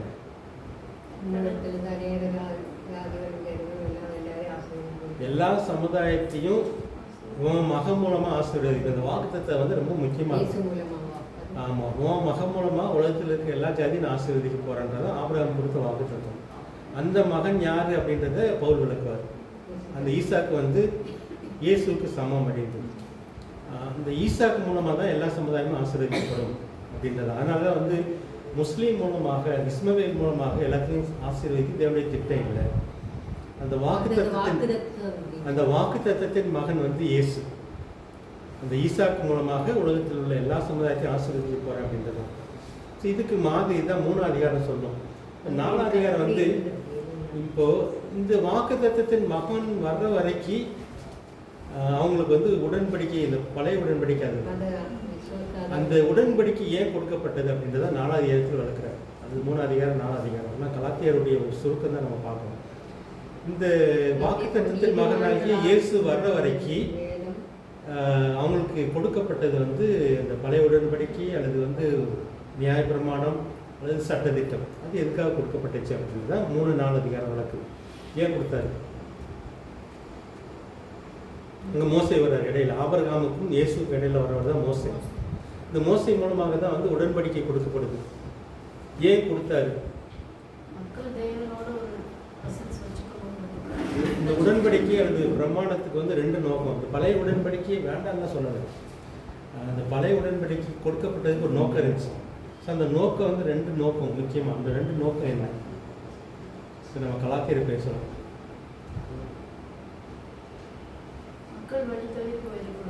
ஓகே, அழிஞ்சிடக்கூடாது, வழித்தவறி போயிடக்கூடாதுன்றது சொல்லலாம். ஆனால் அழிஞ்சிடக்கூடாது. இந்த அழிகிறதுக்கு எது காரணமாக இருக்குது அப்படின்னா, மனுஷனுக்குள்ளே வந்து ஒரு பாவ சுபாவம் இருக்குது. இந்த பாவ சுபாவம் வந்து மனுஷனை அழிச்சிடும்.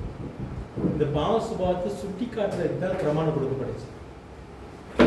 இப்போ வந்து இச்சையா இருப்பாயாக அப்படின்ற பிரமாணம் இல்லை அப்படின்னா நம்ம யாரை எது மேலே ஆசைப்பட்டாலும் தப்பு கிடையாது. ஸோ அந்த பிரமாணம் என்ன சொல்லுது அப்படின்னா, நீ வந்து எல்லாத்துக்கும் ஆசைப்பட முடியாது. ஸோ அந்த பிரமாணம் வந்து நீ வந்து கெட்டதுக்கு ஆசைப்படுறது சரியில்லை அப்படின்னு சொல்கிறது தான் பிரமாணம். ஸோ அந்த இந்த கெட்ட ஆசையை வந்து அதனால் சரி செய்ய முடியாது பிரமாணத்தினால. ஆனால் சுட்டி காட்ட முடியும் நமக்குள்ள ஒரு கெட்ட ஆசை இருக்குது அப்படின்றத பிரமாணம் வந்து சுட்டி காட்டும். அதனால தான் இன்றைக்கி வந்து பிரமாணமே வேண்டாம்னு சொல்லலை. பிரமாணத்துடைய நோக்கம் என்ன அப்படின்னா, உங்களுக்குள்ள ஒரு பாவ சுபாவம் இருக்குது, அந்த பாவ சுபாவத்தை வந்து சுட்டி காட்டுறதுக்காக கொடுக்கப்பட்டது. இன்னொரு நோக்கம், ரெண்டாவது நோக்கம், அதுக்கு வந்து டீச்சர்னு பேர். அந்த பிரமாணத்துக்கு ஒரு பேர் வந்து டீச்சர் வச்சுருக்காரு. அதனால தான் பவுல் புதிய ஏற்பாட்டில் எழுதும்போது பிரமாணத்தை வந்து கீழ்ப்படியாதவங்களுக்காக கொடுக்கப்பட்டதுன்னு எழுதுவார். கீழ்ப்படுகிறவங்களுக்கு பிரமாணம் தேவையில்லை, ஆனால் கீழ்ப்படியாதவங்களுக்காக பிரமாணம் கொடுக்கப்பட்டுச்சுன்னு எழுதுவார். இப்போ ரெண்டாவது நோக்கம் என்ன அப்படின்னா, யாருக்கு வந்து டீச்சர் தேவை, ஒரு டீச்சர் மாதிரி இந்த பிரமாணம் கீழ்ப்படியாதவங்களை வந்து கீழ்ப்படிய வைக்கணும். அல்லது முடியலை அப்படின்னா என்னை காப்பாற்றுங்கன்னு யார்கிட்டயே போய் கேட்கணும். ஸோ இந்த ரெண்டு நோக்கத்தினால நமக்குள்ளே இருக்கிற பாவ சுபாவத்தை சுட்டி காட்டணும். இன்னொன்று வந்து நம்மளை வந்து வழி நடத்தணும். இந்த வாக்கு தத்தத்தின் மகன்கிட்ட வர்ற வரைக்கும் நம்மளுக்கு வழிகாட்டணும். நம்மளை வழி நடத்துகிற ஒரு பாத்தியர் அப்படின்னு சொல்லியிருக்கோம், அது டீச்சர். ஸோ ஒன்று சுட்டி காட்டுறது, இன்னொன்று வந்து டீச்சர். இந்த ரெண்டு காரணத்துக்காக பிரமாணம் கொடுக்கப்படுது. இது எது வரைக்கும் அப்படின்னா, வாக்குத்தத்தத்தின் மகனாகிய இயேசு வர்ற வரைக்கும். இயேசு வந்துட்டார் அப்படின்னா நமக்குள்ள ஆவியானவர் வந்துட்டார். இந்த ஆவியானவர் தான் இப்போ டீச்சர். இந்த ஆவியானவர் தான் நம்ம பாவத்தை சுட்டி காட்டுறோம். அதனால தான் இங்கே வந்து பார்த்தீங்க அப்படின்னா, இந்த ஆவியானவர் வந்து என்ன சொல்கிறது, இது ஆவியானுடைய குணங்கள் வந்து பார்த்தீங்கன்னா, அவர் நீதியை குறித்தும் நியாயத்தை குறித்தும் கண்டித்து உணர்த்துகிறவர். ஸோ அவர் டீச்சராகவும் இருக்கிறாரு, நம்ம தப்பு பண்ணும்போது நம்ம உணர்த்துறவராக இருக்கிறார். ஸோ அங்கே பிரமாணம் என்ன செஞ்சிச்சோ அதை இங்கே வந்து ஆவியானவர் செய்கிறான்னு சொல்லி பார்க்குறோம். இப்போ நம்ம இயேசு கூட சேர்ந்துட்டோம் அப்படின்னா அந்த பிரமாணங்களை வந்து ஆவியானவர் நிறைவேற்ற வைப்பார். அதனால தான் இப்போ நீங்கள் இப்போ இயேசு கூட சேர்ந்துட்டீங்க அப்படின்னா, அந்த 10 கட்டளையில் வந்து முக்கியமான கட்டளையை வந்து முக்கியம். இங்கே வந்து பிரமாணம் இல்லைன்னு சொல்லலை. இந்த அந்த அவங்களுக்கு மொத்த 10 கட்டளை கொடுக்கப்பட்டுச்சு. அதுக்கப்புறம் 614 கட்டளையாக மாறிச்சு. அதை விளக்குறதுக்கெல்லாம் ஒரு புக்கை எழுதுனாங்க. ஒவ்வொரு கட்டளைக்கு வந்து ஓய்வு நாள்னா என்னன்றதுக்கு விளக்குனாங்க, விருத்து செய்யணும்னா விளக்குனாங்க, நிறைய விளக்குனாங்க. ஸோ அவங்க வந்து பிரமாணத்துக்கு அடிமையாக போயிட்டாங்க. நோக்கத்தை புரியல அவங்க. ஆண்டவர் எதுக்காக அந்த பிரமாணத்தை கொடுத்தாரு இது புரியாதனால வந்து அதுக்கு அடிமையாக போயிடுறாங்க. ஆனால் ஆண்டவர் வந்து இந்த புதிய உடன்படிக்கைகளை வந்தவங்களுக்கு வந்து ஒரே ஒரு பிரமாணம் எல்லாத்தையும் சுருக்கி கொடுத்துறாரு. அது என்ன பிரமாணம்? இதெல்லாம் 5ஆம் அதிகாரத்தில், கலாத்தியர் 5ஆம் அதிகாரம் வாசியமாக புரியும்.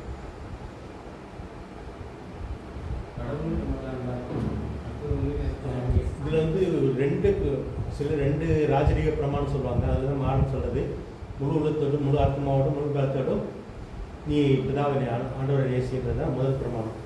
அதுக்கு ஒத்த இரண்டாவது பிரமாணம், நீ ஒன்றை நேசிக்கிற மாதிரி மற்றவங்க நேசிச்சாலும். கலாத்தியர் 5ஆம் அதிகாரத்தில் பார்த்தீங்கன்னா நமக்கு ஒரே ஒரு பிரமாணம் தான். இயேசுக்கு வாக்குத்தத்தத்தின் மகனாகி இயேசுக்கு நீங்கள் சேர்த்துட்டீங்க அப்படின்னா நீங்கள் வந்து உங்களுக்கு ஒரே ஒரு பிரமாணம் தான். அந்த பிரமாணம் வந்து நீ ஒன்றை நேசிக்கிற மாதிரி மற்ற எல்லாரையும் நேசி அப்படின்றதான். இதில் தான் எல்லாருக்கும் சிக்கல் வருது. இப்போ நம்மளை நேசிக்கிற மாதிரி நம்மளால் மற்றவங்களை நேசிக்க முடியுதா? கடவுளை நேசிக்க முடியுதா? மற்றவங்களே நேசிக்க முடியாது. கடவுளுடைய அன்பு இல்லை அப்படின்னா, ஆவியினாலே அந்த அன்பு ஊற்றப்படலை அப்படின்னா நம்மளை நேசிக்கிற மாதிரி நம்மளால் மற்றவங்களை நேசிக்க முடியும். இங்கே வந்து யார் வேணும் அப்படின்னா ஆவியானவர் வேணும். ஆவியானதுனால அந்த அன்பு நமக்குள்ள ஊற்றணும். ஊற்றினா தான் நம்ம இது வந்து இப்போ இந்த கடைப்பிடிக்கக்கூடிய கட்டளையிலே முக்கிய கஷ்டமான கட்டளை இந்த கட்டளை தான். ஸோ இந்த கட்டளையை நீங்கள் கடைப்பிடிச்சிட்டோம் அப்படின்னா நீங்கள் யாரையும் கொலை பண்ண மாட்டீங்க, நீங்கள் விபச்சாரம் பண்ண மாட்டீங்க, நீங்கள் அடுத்தவருக்கு ஆசைப்பட மாட்டீங்க. இது எல்லா பிரமாணத்தையும் அடக்கிற மாதிரி ஒரே பிரமாணமாக சுருக்கிறாரு. புதிய உடன்படிக்கைக்கு வந்துச்சு அப்படின்னா நம்ம பிரமாணமே இல்லைன்னா ஒதுக்கிற முடியாது. இந்த 10 கட்டளையை கூட சுருக்கிறாரு. ஸோ யூத சடங்குகளை வந்து ஒன்று பார்த்தீங்க அப்படின்னா அதில் 10 கட்டளையில் பார்த்தீங்கன்னா ஆண்டவரோடு உள்ளது, அப்புறம் மனுஷனோடு உள்ளது தான் முக்கியமாக உள்ள உறவுகளை பற்றி தான் சொல்லுவோம். அதில் முக்கியமானது ஓய்வு நாள் மட்டும்தான். ஓய்வு நாளை இயேசு முடிச்சு வச்சுருக்காரு. ஸோ நமக்கு ஓய்வு நாள் சடங்குகள் தேவையான மாதிரி பார்க்கணும். ஆனால் நமக்கு இருக்கிற ஒரே ஒரு கட்டளை. ஸோ இந்த கட்டளையை நம்ம கடைப்பிடிக்கும் போது நமக்குள்ள ஆண்டோடைய குணங்கள் வந்துகிட்டே இருக்கும். இது 5ஆம் அதிகாரம் சொல்லுது. அதனால் அந்த ஆவியின் கனிகள் வந்து எங்கே நடக்கு அப்படின்னா, நீங்கள் ஆவியானவர் வந்து இப்போ நீங்கள் ஆவியானவருக்கு ரொம்ப முக்கியத்துவம் கொடுக்குறீங்க. ஆவியானவர் உங்களுடைய பாவ சுவாத்தை சுட்டி காட்டிகிட்டே இருக்கிறாரு, நீங்கள் சரியாகிட்டே இருக்கிறீங்க. ஆவியானவர் வந்து உங்களை டீச்சர் மாதிரி நடத்திகிட்டே இருக்கிறாரு. ஸோ அப்படி நடத்த இப்போ ஆண்டோடைய குணங்கள் வந்து நமக்குள்ளே வந்துகிட்டே இருக்கும். அதில் தான் அன்பு இருக்குது, சந்தோஷம் இருக்குது, சமாதானம் இருக்குது, அப்புறம் என்ன இருக்குது, சாந்தம், தயவு, நீடிய பொறுமை, நிச்சயடக்கம். ஸோ இது எல்லாமே உங்களுக்குள்ளே உருவாகிட்டே இருக்கும். அது வந்து ஒரு பழம் பழுக்கணும் அப்படின்னா அதுக்கு தேவையானது ஒரு செடியாக முளைக்கணும், அது வளரணும், அதில் பூ பூக்கணும், அதில் மொட்டு வரணும். ஸோ இது எல்லாமே கடைசியில் வர்றதான் கனின்றது வந்து ஒரே நாள் வராது. ஸோ இதுக்குள்ளே நடத்துறது தான் இந்த 5ஆம் அதிகாரம் எது சொல்லுதுன்னா, நம்மளுக்குள்ள அந்த கனிகள், ஆண்டுடைய குணங்கள், சுபாவங்கள் வர வர வர வந்து நம்ம வந்து அந்த அந்த இழந்து போன சாயம், இப்போ நம்ம இங்கே ஆதாமுக்குள்ளே கெட்டு போனவங்க இப்போ இயேசுக்குள்ளே வச்சு நம்மளை ஃப்ரெஷ் ஆக்குறாரு. ஸோ நம்மளை புதுசாக உருவாக்குறாரு. இயேசுடைய சாயலை இயேசு போல நம்ம மாற்றிட்டே இருக்கிறார். ஸோ இதுதான் ஒரு கிறிஸ்தவ வாழ்க்கை. இப்படி மாறும்போது 6ஆம் அதிகாரம் என்ன சொல்ல அப்படின்னா, இந்த மாதிரி மற்றவங்க நம்ம கவர்வோம். இது நம்ம இயேசு போல மாற மாற மற்றவங்க நம்ம பார்த்து ஆசைப்படுவாங்க. இவங்கள்ட்ட போனால் இவங்கள்ட்ட போய் நம்மளுடைய கஷ்டங்களை சொன்னால் நமக்காக ஜெபம் பண்ணுவாங்க, நமக்கு எதாவது உதவி பண்ணுவாங்க, இது ஆண்டவரை பற்றி சொல்லிக் கொடுப்பாங்க, நம்ம கஷ்டத்தை தீர்க்கிறதுக்கு உதவி பண்ணுவாங்க, நமக்காக ஆண்டவர்கிட்ட ஜெபம் பண்ணி. ஸோ இந்த மாதிரி மக்கள் நம்மகிட்ட வருவாங்க. இது 6ஆம் அதிகாரம் வந்து நம்முடைய கனிகளினாலே மற்றவர்கள் வந்து கவர்ந்து மற்றவங்களையும் நம்ம இந்த தெய்வ சாயலுக்குள்ளே கொண்டு வர்றது தான். இந்த கலாத்திய நிருபம் வந்து இந்த அப்படியே ஒரு கோர்வையாக இருக்கும். எனக்கு இது முதல்ல புரியலை. ஆனால் ஒரு முதல் சபையில் பேசும்போது அவ்வளோ புரியல. 2ஆம் சபையில் பேசும்போது அதில் உள்ள சத்தியத்தை வந்து அப்படியே கோர்வையாக பேச வச்சாங்க. இதுதான் கலாத்திய நிருபத்தில் இருக்குது. இதுக்கும் அந்த இஸ்ரேல் மக்களுக்குள்ள அந்த காரியங்கள்லாம் ஒரு சின்ன கனெக்ஷன். ஆபிரகாம் ஏன் தேர்ந்தெடுத்தார், மோசைக்கிட்ட ஏன் பிரமாணத்தை கொடுத்தார், ஸோ அப்படி நோக்கம் என்ன அப்படின்றது வந்து இப்போ நீங்கள் புதிய இந்த கடிதங்களே பார்த்தீங்கன்னா முதல் கஷ்டமான கடிதம் எப்படி நிறுவனம், 2ஆவது கஷ்டமான கலாத்திய. இதை புரிஞ்சுட்டு அப்படின்னா ஓரளவுக்கு மற்றெல்லாம் புரியும். மற்றெல்லாம் சிம்பிளாக இருக்கும். இப்போ குழந்தைகளுக்குலாம் இல்லைன்னா சமையல் உள்ள பிரச்சனை இருக்குது, விபச்சார பிரச்சனை இருக்குது, நான் பவுல சேர்ந்தேன் அப்போலோ சேர்ந்தேன் ஒரு பிரச்சனை இருக்குது. இதெல்லாம் தீர்க்கிறதுக்காக எழுதுறதுலாம் கொரிந்து சபையில் வந்து அன்றாட சபையில் உள்ள பிரச்சனைகளை வந்து எப்படி தீர்க்கிறது அப்படின்ற மாதிரி எழுதுவார். ஆனால் இந்த ஒரு எபிரேயருக்கு எழுதின நிருபமும் கலாத்தியருக்கும் உள்ளது வந்து கொஞ்சம் அந்த யூத மதங்களோட அந்த சடங்குகளோட உள்ள கஷ்டங்களை, அந்த குழப்பங்களை வந்து விளக்கும்போது நமக்கு புரியுது கஷ்டம். இதான் கேட்க விரும்புகிறீங்களா? இப்போ நம்ம 2 புத்தகம் பார்த்துட்டோம், கலாத்தியரும் எபிரேயரும். இதில் உங்களுக்கு எதாவது கேள்விகள் இருந்தால் நீங்கள் கேட்கலாம். ஸோ இதை மாதிரி நம்ம ஒவ்வொன்றையும் சுருக்கமாக பார்க்கலாம். உள்ள ஃபுல் டீட்டெயிலுக்கு போக முடியாது. டீட்டெயிலுக்கு போனால் நமக்கு நேரம் பார்த்தாது. இப்போ 21 கடிதங்களில் 2 கடிதங்கள் ஓரளவுக்கு உங்களுக்கு நான் சொல்லிட்டேன் நினைக்கிறேன். நோட்ஸ் வந்து தரேன். நோட்ஸ்னால் இதுக்குள்ளே வந்துடும், கலாத்தியருக்குள்ளே இதில் முக்கியமான கருத்துக்கள் வந்துடும். நான் எழுதணும் போது இப்போ எழுதினேன் அப்படின்னா துளசியர் கலாத்தியர் எழுதுறது. இப்போ கலாத்தியத்தில் வந்து முக்கியமாக நம்ம என்ன சொல்கிறோம், நல்ல செய்தினா என்ன,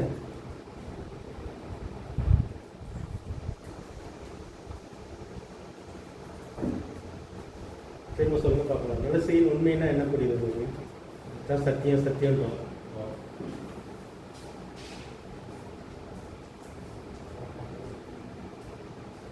நல்ல செய்தியில் உண்மைன்னா என்ன புரிஞ்சு உங்களுக்கு? ஓகே, அது வந்து பொதுவாக இருக்கும்.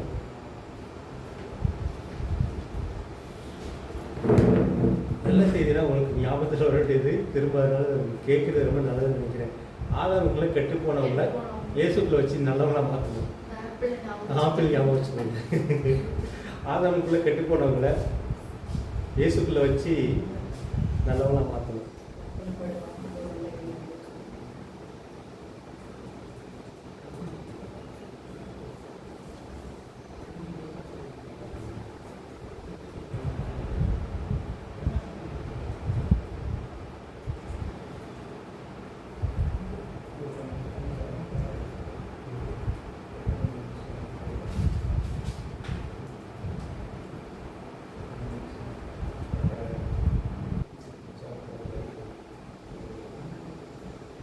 சார் ஒரு பிளான் பண்ணுறாங்க இயேசுக்குள்ளே மாற்றுறது தான். நம்ம இயேசு தான் முக்கியம் இங்கே.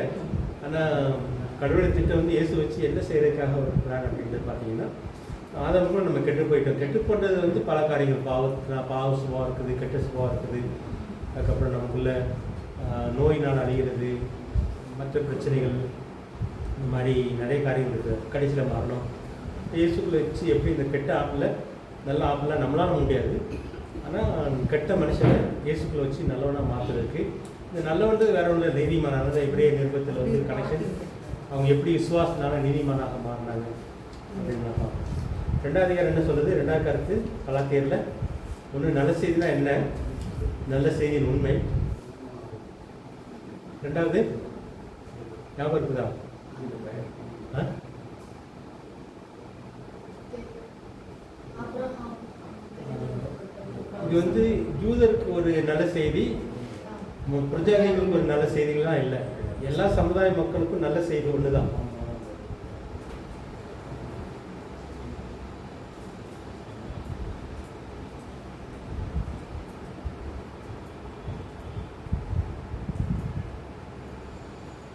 இதுதான் ரெண்டாவது கருத்து. அதில் அடங்கியிருக்க ரெண்டாவது கலாச்சாரத்தில் இருக்கிற ரெண்டாவது முக்கியமான கருத்து தான்.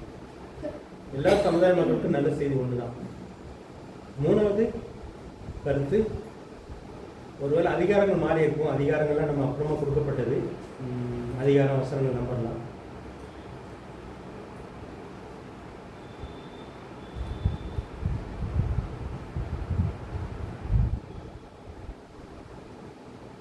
மூணாவது கருத்து ஞாபகம் இருக்கு நான் சொன்னது.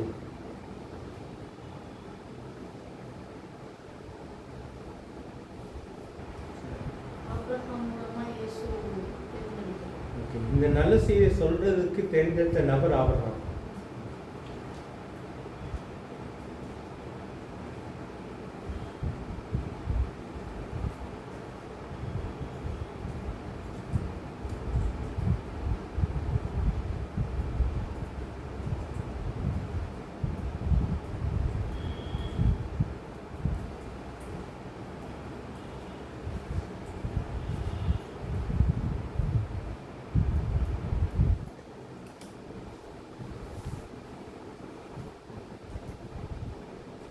அவருக்கு என்ன சொல்றாரு? அவருக்கு கொடுக்கப்பட்ட வாக்குத்தத்தம். ஓகே, வாக்குத்தத்தம் என்னது? ம்?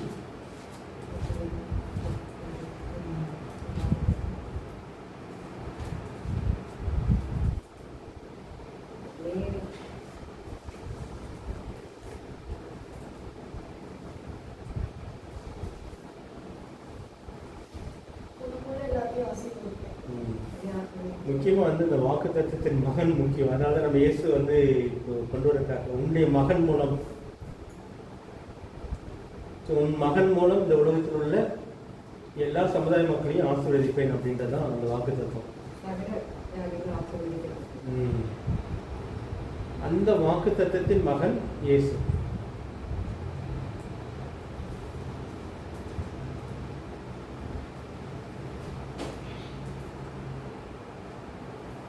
அவருக்கு ஈசாக்கு, இங்கே இயேசு. கலாத்தியரில் விளக்கல, வேற ஒரு புத்தகத்தில் பவுல் விளக்குறாரு. எப்படி ஈசாக்கு வந்து எப்படி இயேசுக்கு சமமானவர் அப்படின்றத இன்னும் வேற இந்த கலாத்தியரில் வேற ஒரு புத்தகத்தில் விளக்குறாரு. அடுத்து என்ன சத்தியம் இருக்கு இல்லை கலாத்தியரில்?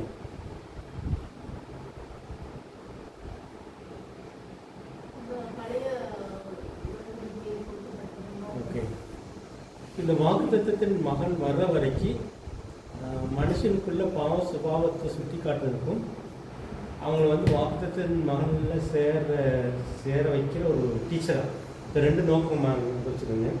இப்போ பிரமாணம் கொடுக்கப்பட்டதின் நோக்கம், பிரமாணம் அல்லது பழைய உடன்படிக்கை, நியாயப்பிரமாணம் அல்லது சட்டத்திட்டம்,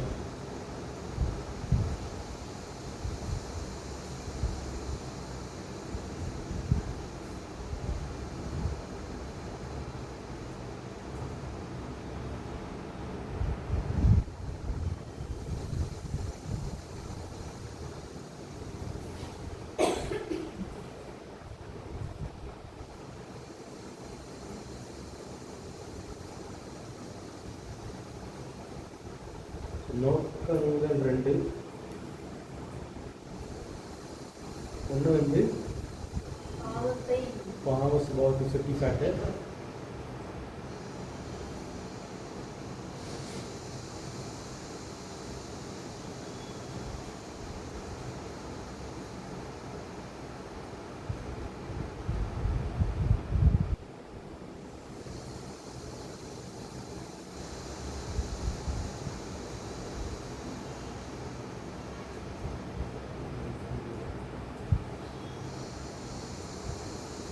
ரெண்டு நோக்கம் வச்சுக்கலாம். பாவ சுபாவத்தை சுட்டி காட்டி வாக்குத்தத்தத்தின் மகனோடு சேரும்படியாக வழிகாட்ட.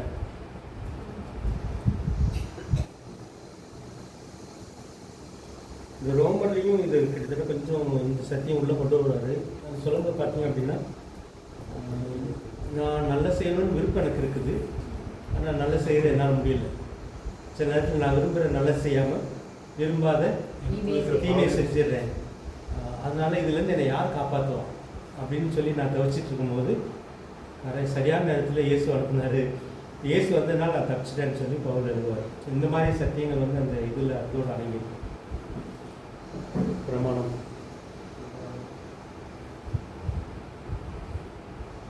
ஓகே, அடுத்தது வேற என்ன சத்தியம்? கலாத்தியற்ற நல்ல சுபாவங்களும் இருந்திருக்குல்லையே. கலாத்தியற்ற நல்ல சுபாவங்களும் இருந்திருக்கு. இப்போ நம்ம கலாத்திய சபைக்கு எழுதுறாரு இவர். கலாத்திய விசுவாசிகளுக்கு வந்து ஏன் இதெல்லாம் எழுதுறாரு அப்படின்றது வந்து இப்போ நீங்கள் சொன்னதுனால நம்ம அதை பேசினா நல்லாயிருக்கும். இந்த கலாத்திய சபை வந்து யூத சபையா பிரஜாதி சபையா? யூத சபையா பிரஜாதிகள் சபையா? கலாத்திய பிரஜாதி சபை. ஏன் சொல்கிறீங்க பிரஜாதி சபைன்னு சொல்லி? எப்படி சொல்கிறீங்க? இந்த சபைக்கு வந்து உள்ள சபையில் வந்து பிரச்சனையாக இருக்கலாம். இந்த சபையில் என்ன பிரச்சனை வந்துச்சு? நமக்கு ஞாபகம் வருது, புத்தி இல்லாத கலாத்தியரே அப்படின்னு ஒரு திட்டுவார். எதுக்காக புத்தி இல்லாத கலாத்தியரே திட்டுறாரு? புத்தி அது என்ன புத்தி இல்லை? எந்த புத்தி இல்லை? இப்போ நிறைய நேரத்தில் வந்து புத்தி இல்லாததுக்கு நிறைய காரியங்கள் இருக்குது. நம்ம பொதுவாக முட்டாள் நம்ம சாதாரணமாக திட்டுவோம். என்ன புத்தி இல்லாத அங்கே என்ன பிரச்சனை இருந்துச்சு? எதில் அவங்க புத்தி இல்லாமல் நடந்துட்டாங்க? ஒரு காலகட்டத்திலேயே அவர் சொல்றாரு, கலாத்தியரை பார்த்து, தேவதூதனை ஏற்றுக்கொண்டது போல என்னை ஏற்றுக்கொண்டீங்க, இயேசு கிறிஸ்து ஏற்றுக்கொண்டது போல என்னை ஏற்றுக்கொண்டீங்க. ஆனால் இந்த இடத்துல நீங்கள் சொன்ன மாதிரி புத்திராத கலாத்தியர்னா அங்கே விருந்து போயிருக்கிறாங்க. அதுதான் என்ன பிரச்சனை? இந்த கலாத்திய சபையில் உள்ள பாவம். பாவன்றதை விட இப்போ நீங்கள் கொரிந்தி சபை எடுத்துக்கிட்டீங்கன்னா இதெல்லாம் இருக்குது. ஒருத்தர் வந்து இந்த மாதிரி தப்பு பண்ணுறான், இன்னொருத்தர் வந்து நான் பவுல் சேர்ந்த சண்டைலாம் இருக்குது அவங்களுக்குள்ள. ஆனால் கலாத்திய சபையில் உள்ள பிரச்சனை வேறு. ஆவிசிக என்ன பிரச்சனை அப்படின்னா யாருக்கும் ஞாபகம் இருக்குதா? ஓகே, அதான் என்ன பிரச்சனை? எப்படி விலைக்கு போகிறாங்க அங்கே வந்து என்ன? இப்போ வந்து இது வந்து ஒரு பிரஜாதி சபை தான். இப்போ இயேசுவை நம்பினா நான் நல்லவனா மாறிடுவேன், இயேசுவோட சேர்ந்து வாழ்ந்தா நான் நல்லவனா மாறிடுவேன், ஏற்றுட்டாங்க இயேசு. அதை சாப்பிட்டா இதை சாப்பிட்டான்னு சொல்லிட்டு இங்கே என்ன வருது அப்படின்னா, நம்ம வந்து இப்போது சில யூதர்கள் வந்து இங்கே வேற ஒரு பிரசங்கம் பண்ணுறாங்க. அப்போஸ்தலர்களால மற்றவங்க வந்து இங்கே பிரசங்கம் பண்ணுறது என்ன அப்படின்னா, கடவுள் உங்களை ஏற்றுக்கணும் அப்படின்னா நீங்களும் யூதர் மாதிரி விருத்த சேதம் பண்ணணும். அது மாத்திரம் இல்லை, நீங்கள் ஓய்வு நாளை கடைப்பிடிக்கணும். நீங்கள் வந்து ஞாயிற்றுக்கிழமை ஆராதிக்கிறத விட நீங்கள் சனிக்கிழமை இந்த மாதிரி ஓய்வு நாளில் இதெல்லாம் செய்யணும், இதெல்லாம் செய்யக்கூடாது, இதெல்லாம் கடைப்பிடிக்கணும். அதுக்கப்புறம் யூதர்கள் வந்து மாதப்பிறப்பை ஆசரிப்பாங்க, நீங்களும் மாதப்பிறப்பை ஆசரிக்கணும். இந்த மாதிரி காரியங்களில் வந்து சிலர் வந்து சொல்லிக் கொடுக்குறாங்க தப்பாக. அதனால தான் இங்கே நற்செய்தி என்னன்றது விளக்குறாரு. விளக்குனதுக்கப்புறம் நீ இந்த நற்செய்தியை விட்டுட்டு வேற ஒரு செய்தி பின்னாடி போகிற, இயேசுவை தவிர நற்செய்தி வேற கிடையாது. நீ வந்து அந்த நற்செய்தியோட நீ வேற எதையும் கூட்டக்கூடாது, குறைக்கக்கூடாது. இயேசு தான் எல்லாம் முக்கியம், இயேசு தான் மையம். நீ அதை விட்டுட்டு திரும்பவும் யூதனா மாறினாத்தான் கடவுளை ஏற்றுக்குவார், இல்லை யூதன் செய்கிற மாதிரி நான் சில சடங்குகளை செஞ்சாதான் ஏற்றுக்குவார் அப்படின்னு நீ போகும்போது நீ ஆவியில் ஆரம்பித்த வாழ்க்கையை இப்போ எதில் முடிக்க பார்க்குற? மாம்சத்தில் முடிக்க பார்க்குறது. இது அங்கே உள்ள பிரச்சனை. பெரிய பாவ பிரச்சனையெல்லாம் கிடையாதுங்க. இதை வந்து அவர் எப்படி எழுதுவார்னா, உங்கள் மனசை எவன் மயக்கணும் அப்படிம்பாரு. அதாவது உங்களுக்கு வந்து யார் மருந்து மாய மந்திரமோ, இயேசுக்கு வந்து இயேசு கிட்ட ஒப்படைச்சேன், இயேசுக்கு நீங்கள் வந்து கற்புள்ள கண்ணியாக ஒப்படைச்சேன். அவரை விட்டுட்டு நீங்கள் வேற ஒருத்தங்க கூட போகிறதுக்கு யார் உங்கள் மனசை மயக்கினது?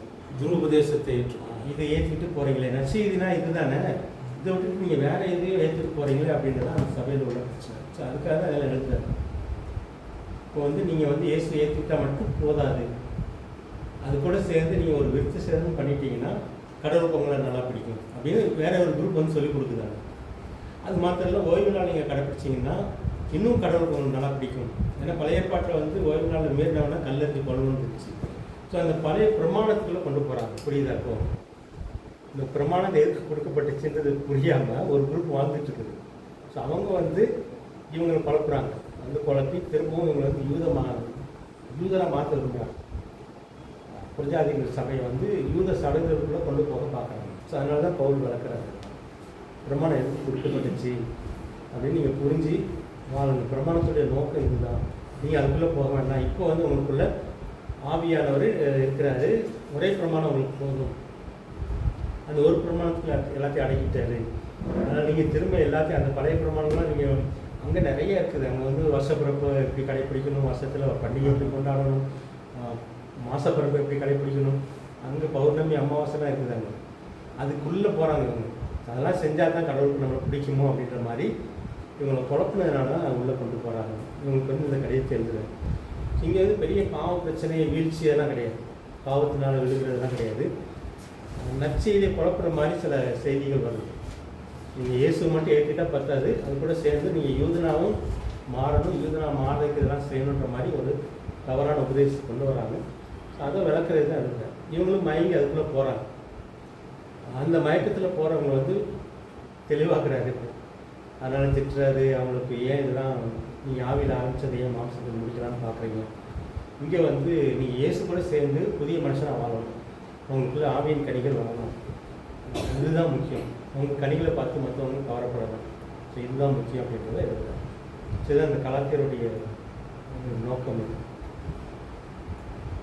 அந்த பேக்ரவுண்ட் பார்த்தீங்கன்னா நம்ம ஒவ்வொரு சபையில் உள்ள பிரச்சனை என்னன்னு நம்ம தெரிஞ்சால் தான் ஏன் இந்த கடிதத்தில் இதெல்லாம் எழுதுறாருன்னு நமக்கு புரியும். நீங்கள் கொரிந்தி சபைக்கு எழுதுறது பார்த்தீங்கன்னா அங்கே வந்து நிறைய மாம்சத்தின் பிரச்சனை இருக்குது, அங்கே விசார பிரச்சனை இருக்குது, அங்கே வந்து சண்டை இருக்குது, நான் பெருசு நீ பெருசுன்றாங்க. இந்த மாதிரியெல்லாம் நிறைய இருக்கிறதுனால அதுக்கேற்ற காரியங்களே எழுத வைப்பாங்க. ஆனால் கலாத்திய சபையில் வந்து இந்த உபதேசங்களை முக்கியமாக எழுத வைக்கிறதுக்கு காரணம் என்னென்னா, இந்த உபதேச குளறுபாடு வருது, நச்சையவே குழப்பறாங்க.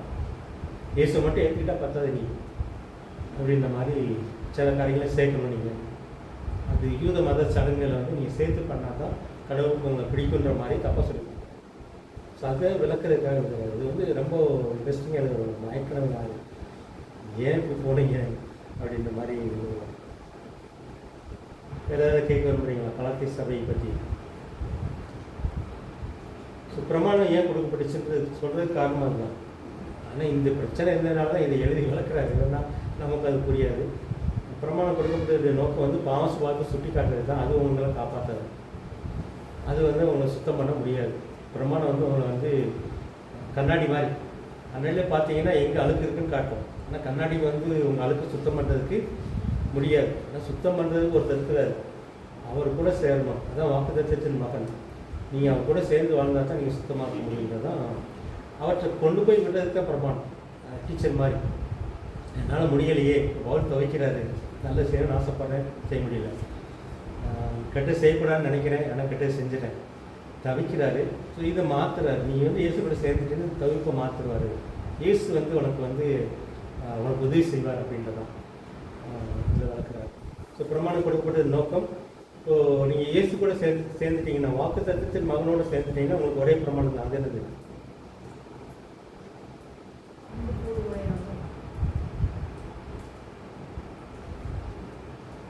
சேர்ந்தவருக்கு ஒரே பிரமாணம். இங்கே வந்து நிறைய பிரமாணத்தெலாம் யோசிக்கணும்னு அவசியம் இல்லை.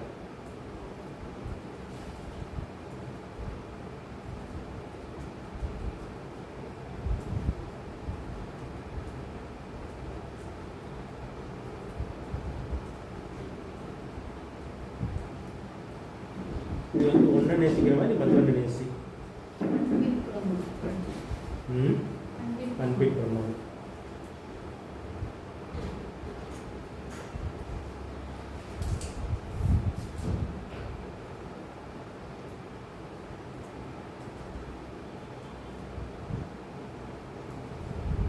இந்த பிரமாணத்தை கடைப்பிடிச்சு நடக்கிறதுனால நமக்குள்ள வந்து ஆவியானவரும் மறைமுகமாக இருக்கிறாரு. ஆவியின் கனிகள் நமக்குள்ள வருது.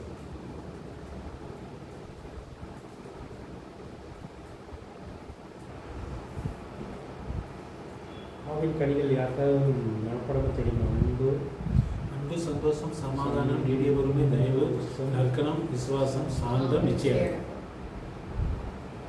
சமாதானம், அன்பு, சந்தோஷம், சமாதானம், நீடிய பொறுமை, தயவு,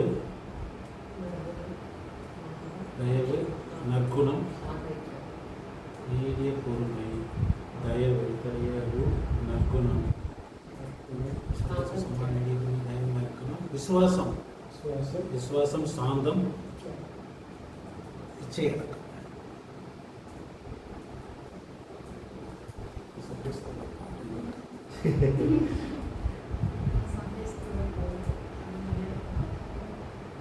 ஸோ 6வது காரியம் பார்த்தீங்கன்னா, ஸோ இந்த கனிகளினால மற்றவங்களும் கவர்ந்து கொள்ளலாம். இந்த ஆவியின் கனிகளினால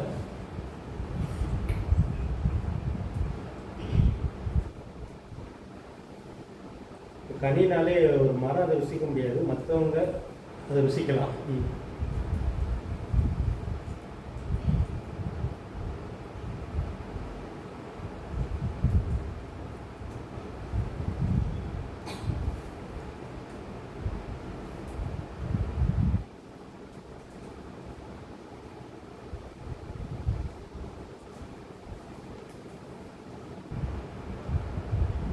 இது கலாச்சாரத்தில் இதுதான் இருக்குது. ஸோ கலாச்சாரம் பார்த்துட்டோம் நம்ம இன்னைக்கு இதுக்கு மேலே தேவையில்லை நினைக்கிறோம். ஸோ நல்ல செய்தியின் உண்மை ஒரு ஆப்பிள் உங்களுக்கு ஞாபகம் வரட்டும். ஆதாரங்களை கெட்டுப்போன எல்லாத்தையும் நல்லவங்களை மாற்றுற கடவுளுடைய திட்டம், தான் நல்ல செய்தி. ஆனால் இதை வந்து பிரமாணம் செய்ய முடியாது. பிரமாணத்தில் குறைன்றது அதுதான்.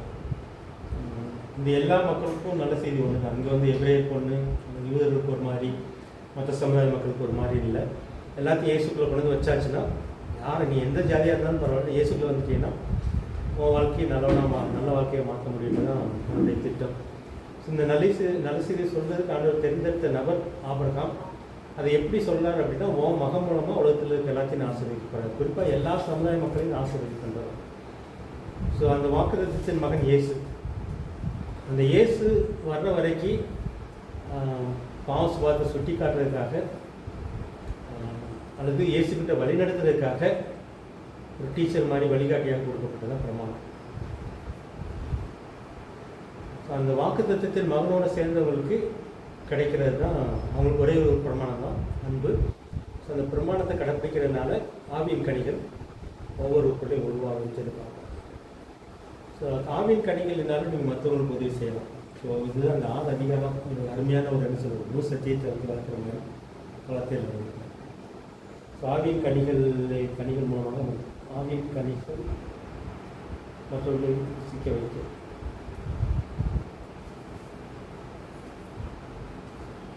இது எப்படி கூட எழுதலாம், இயேசுவை ருசிக்க வைக்கும் ஆவியின் கனிகள். மற்றவர்கள் இயேசுவை மற்றவர்களை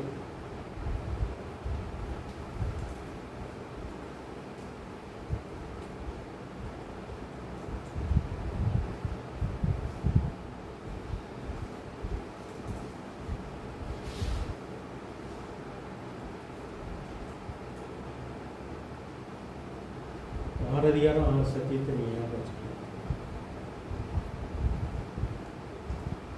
வேறு ஏதாவது சொல்ல விரும்புறீங்களா? கேட்க விரும்புறீங்களா? கலாத்தியர்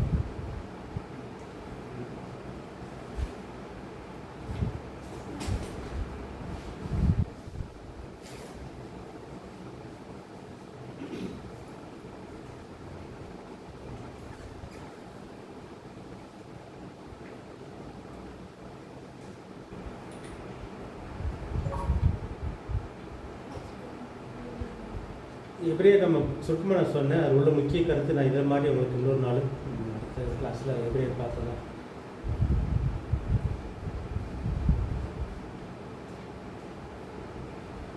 உங்களுக்கு ஹோம்ஒர்க் வந்து இந்த கலாத்திய சபையில் உள்ள பிரச்சனை என்னன்றது வந்து நீங்கள் தனியாக ஒரு ஹோம்ஒர்க் மாதிரி பண்ண நல்லாயிருக்கும். ஏன்னா அது நீங்கள் அது தெரிஞ்சால் தான் இந்த சத்தியங்கள் நமக்கு ஏன் இதை எழுதுறாங்க அப்படின்னு. எத்தனை பேர் நம்மகிட்ட இருக்கிற பைபிளில் வந்து இன்ட்ரடக்ஷன் இல்லை, தமிழ் பைபிளில். ஆனால் இங்கிலீஷ் பைபிள் சில பைபிள் பார்த்தீங்க அப்படின்னா இன்ட்ரொடக்ஷன் இருக்கும். நீங்கள் கலாத்தியருக்கு எழுதுகிற நிருபத்தில் இன்ட்ரொடக்ஷன் பார்த்தீங்கன்னா அதுதான். நாங்கள் நாங்கள் இப்போ பண்ணுறது புதிய மொழிபெயர்ப்பு பட்டக்குமாரெலாம் வந்து அந்த இன்ட்ரடக்ஷன் போடுவோம். இதில் இருக்குது இல்லையா? இதில் வாழ்வியல் நிறைவாழ்வு டேனிங் இருக்குதா? சரி சரி, அதில் பார்த்தா உங்களுக்கு தெரியும். இப்போ அதில் நீங்கள் பார்த்தீங்க அப்படின்னா இந்த பிரச்சனைகளை விளக்கமாக சொல்கிறாங்களான்னு தெரியல. ஆனால் சில நேரத்தில் இந்த வருஷம் எழுதினாரே அப்படின்ற மாதிரிலாம் இருக்கும்.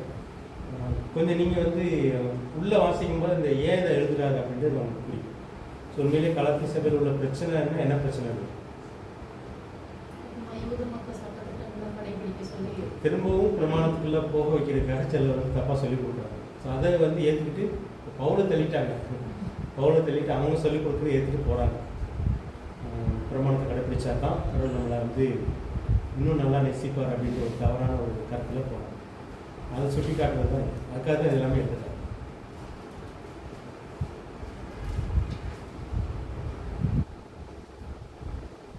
வேறு ஏதாவது புத்தகம் பார்க்கலாமா? இதை முடிச்சிடலாமா? ஒன்றே ஸோ பவுல் எழுதுறதுல 13 நம்ம ஒன்று பார்த்துருக்குறோம். மற்றதை பார்க்கலாம். கலாத்தியரை பற்றி எழுதிட்டு வரலையா அடுத்த நாள்? ஆமாம், நீங்கள் சொந்த வார்த்தையில் எழுத இந்த நோட்ஸை வச்சுக்கோங்க. சொந்த வார்த்தையில் வந்து கலாத்திய சபையில் உள்ள பிரச்சனை என்ன, எதுக்காக இதெல்லாம் எழுதினார், இந்த 5-6 சத்தியத்தை வந்து எதுக்காக எழுதினார் அப்படின்னு எழுதிட்டு வந்தீங்கன்னா அதை நம்ம அசைன்மெண்ட்டாக வச்சுக்கலாம்.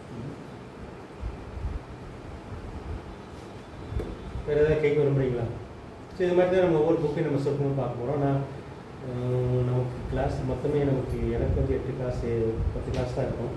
அதனால் ஒவ்வொரு கிளாஸில் ஒவ்வொரு சில நேரத்தில் சேர்த்து பார்க்க வேண்டும். சில இதெல்லாம் வந்து சுருக்கமாக இருக்கும். இப்படி 1 2 hour 3 hourலாம் ஒவ்வொரு தான் இருக்கும். நம்ம சுருக்கமாக பார்ப்போம். 10 நிமிஷம்லாமா? அப்போ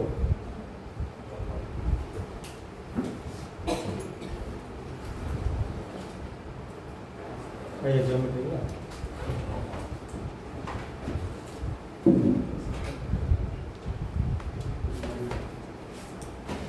ஜெபம்.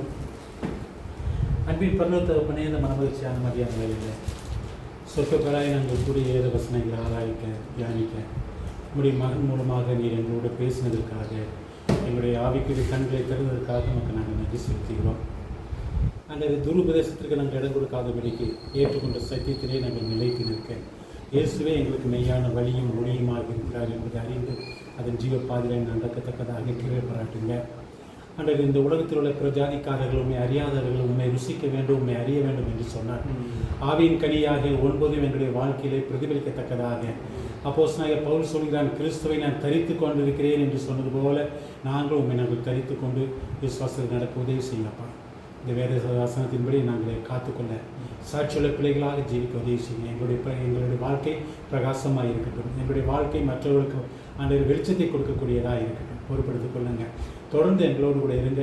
ஆண்டவரே, நாங்கள் கற்றுக்கொண்ட சத்தியங்கள் அநேகருக்கு ஆசீர்வாதமாக இருக்கத்தக்கதாக எங்களுடைய கருவியாக பயன்படுத்துங்க. போதித்த உங்களுடைய தாசனை உங்களுடைய கருத்தில் ஒப்புக் கொடுக்கிறேன். மகனையும் ஆசீர்வதிங்க. சரீரத்தில் பலத்தை சுகத்தை கொடுங்க. சகல துதிக்கான மகிமை எல்லாம் நமக்கு செலுத்துகிறோம். வருகிற வாரங்களில் வர வேண்டிய பிள்ளைகள் எல்லாரும் இந்த மாணாக்கர்களை அழைத்து கொண்டு வரும்படியாக வேண்டிக் கொள்கிறோம். சகல துதிக்கான மகிமை உமக்கே செலுத்துகிறோம். மீட்பு இயேசு கிறிஸ்து நாமத்தில் ஜெபிக்கிறேன். பரிசுத்தமுள்ள பிதாவே. ஆத்மாவே கர்த்தரை ஸ்தோத்திரி. உம்முடைய கர்த்தரை பரிசுத்தமானது. ஆத்மாவே கர்த்தரை ஸ்தோத்திரி. கர்த்தர் சேசலவாக.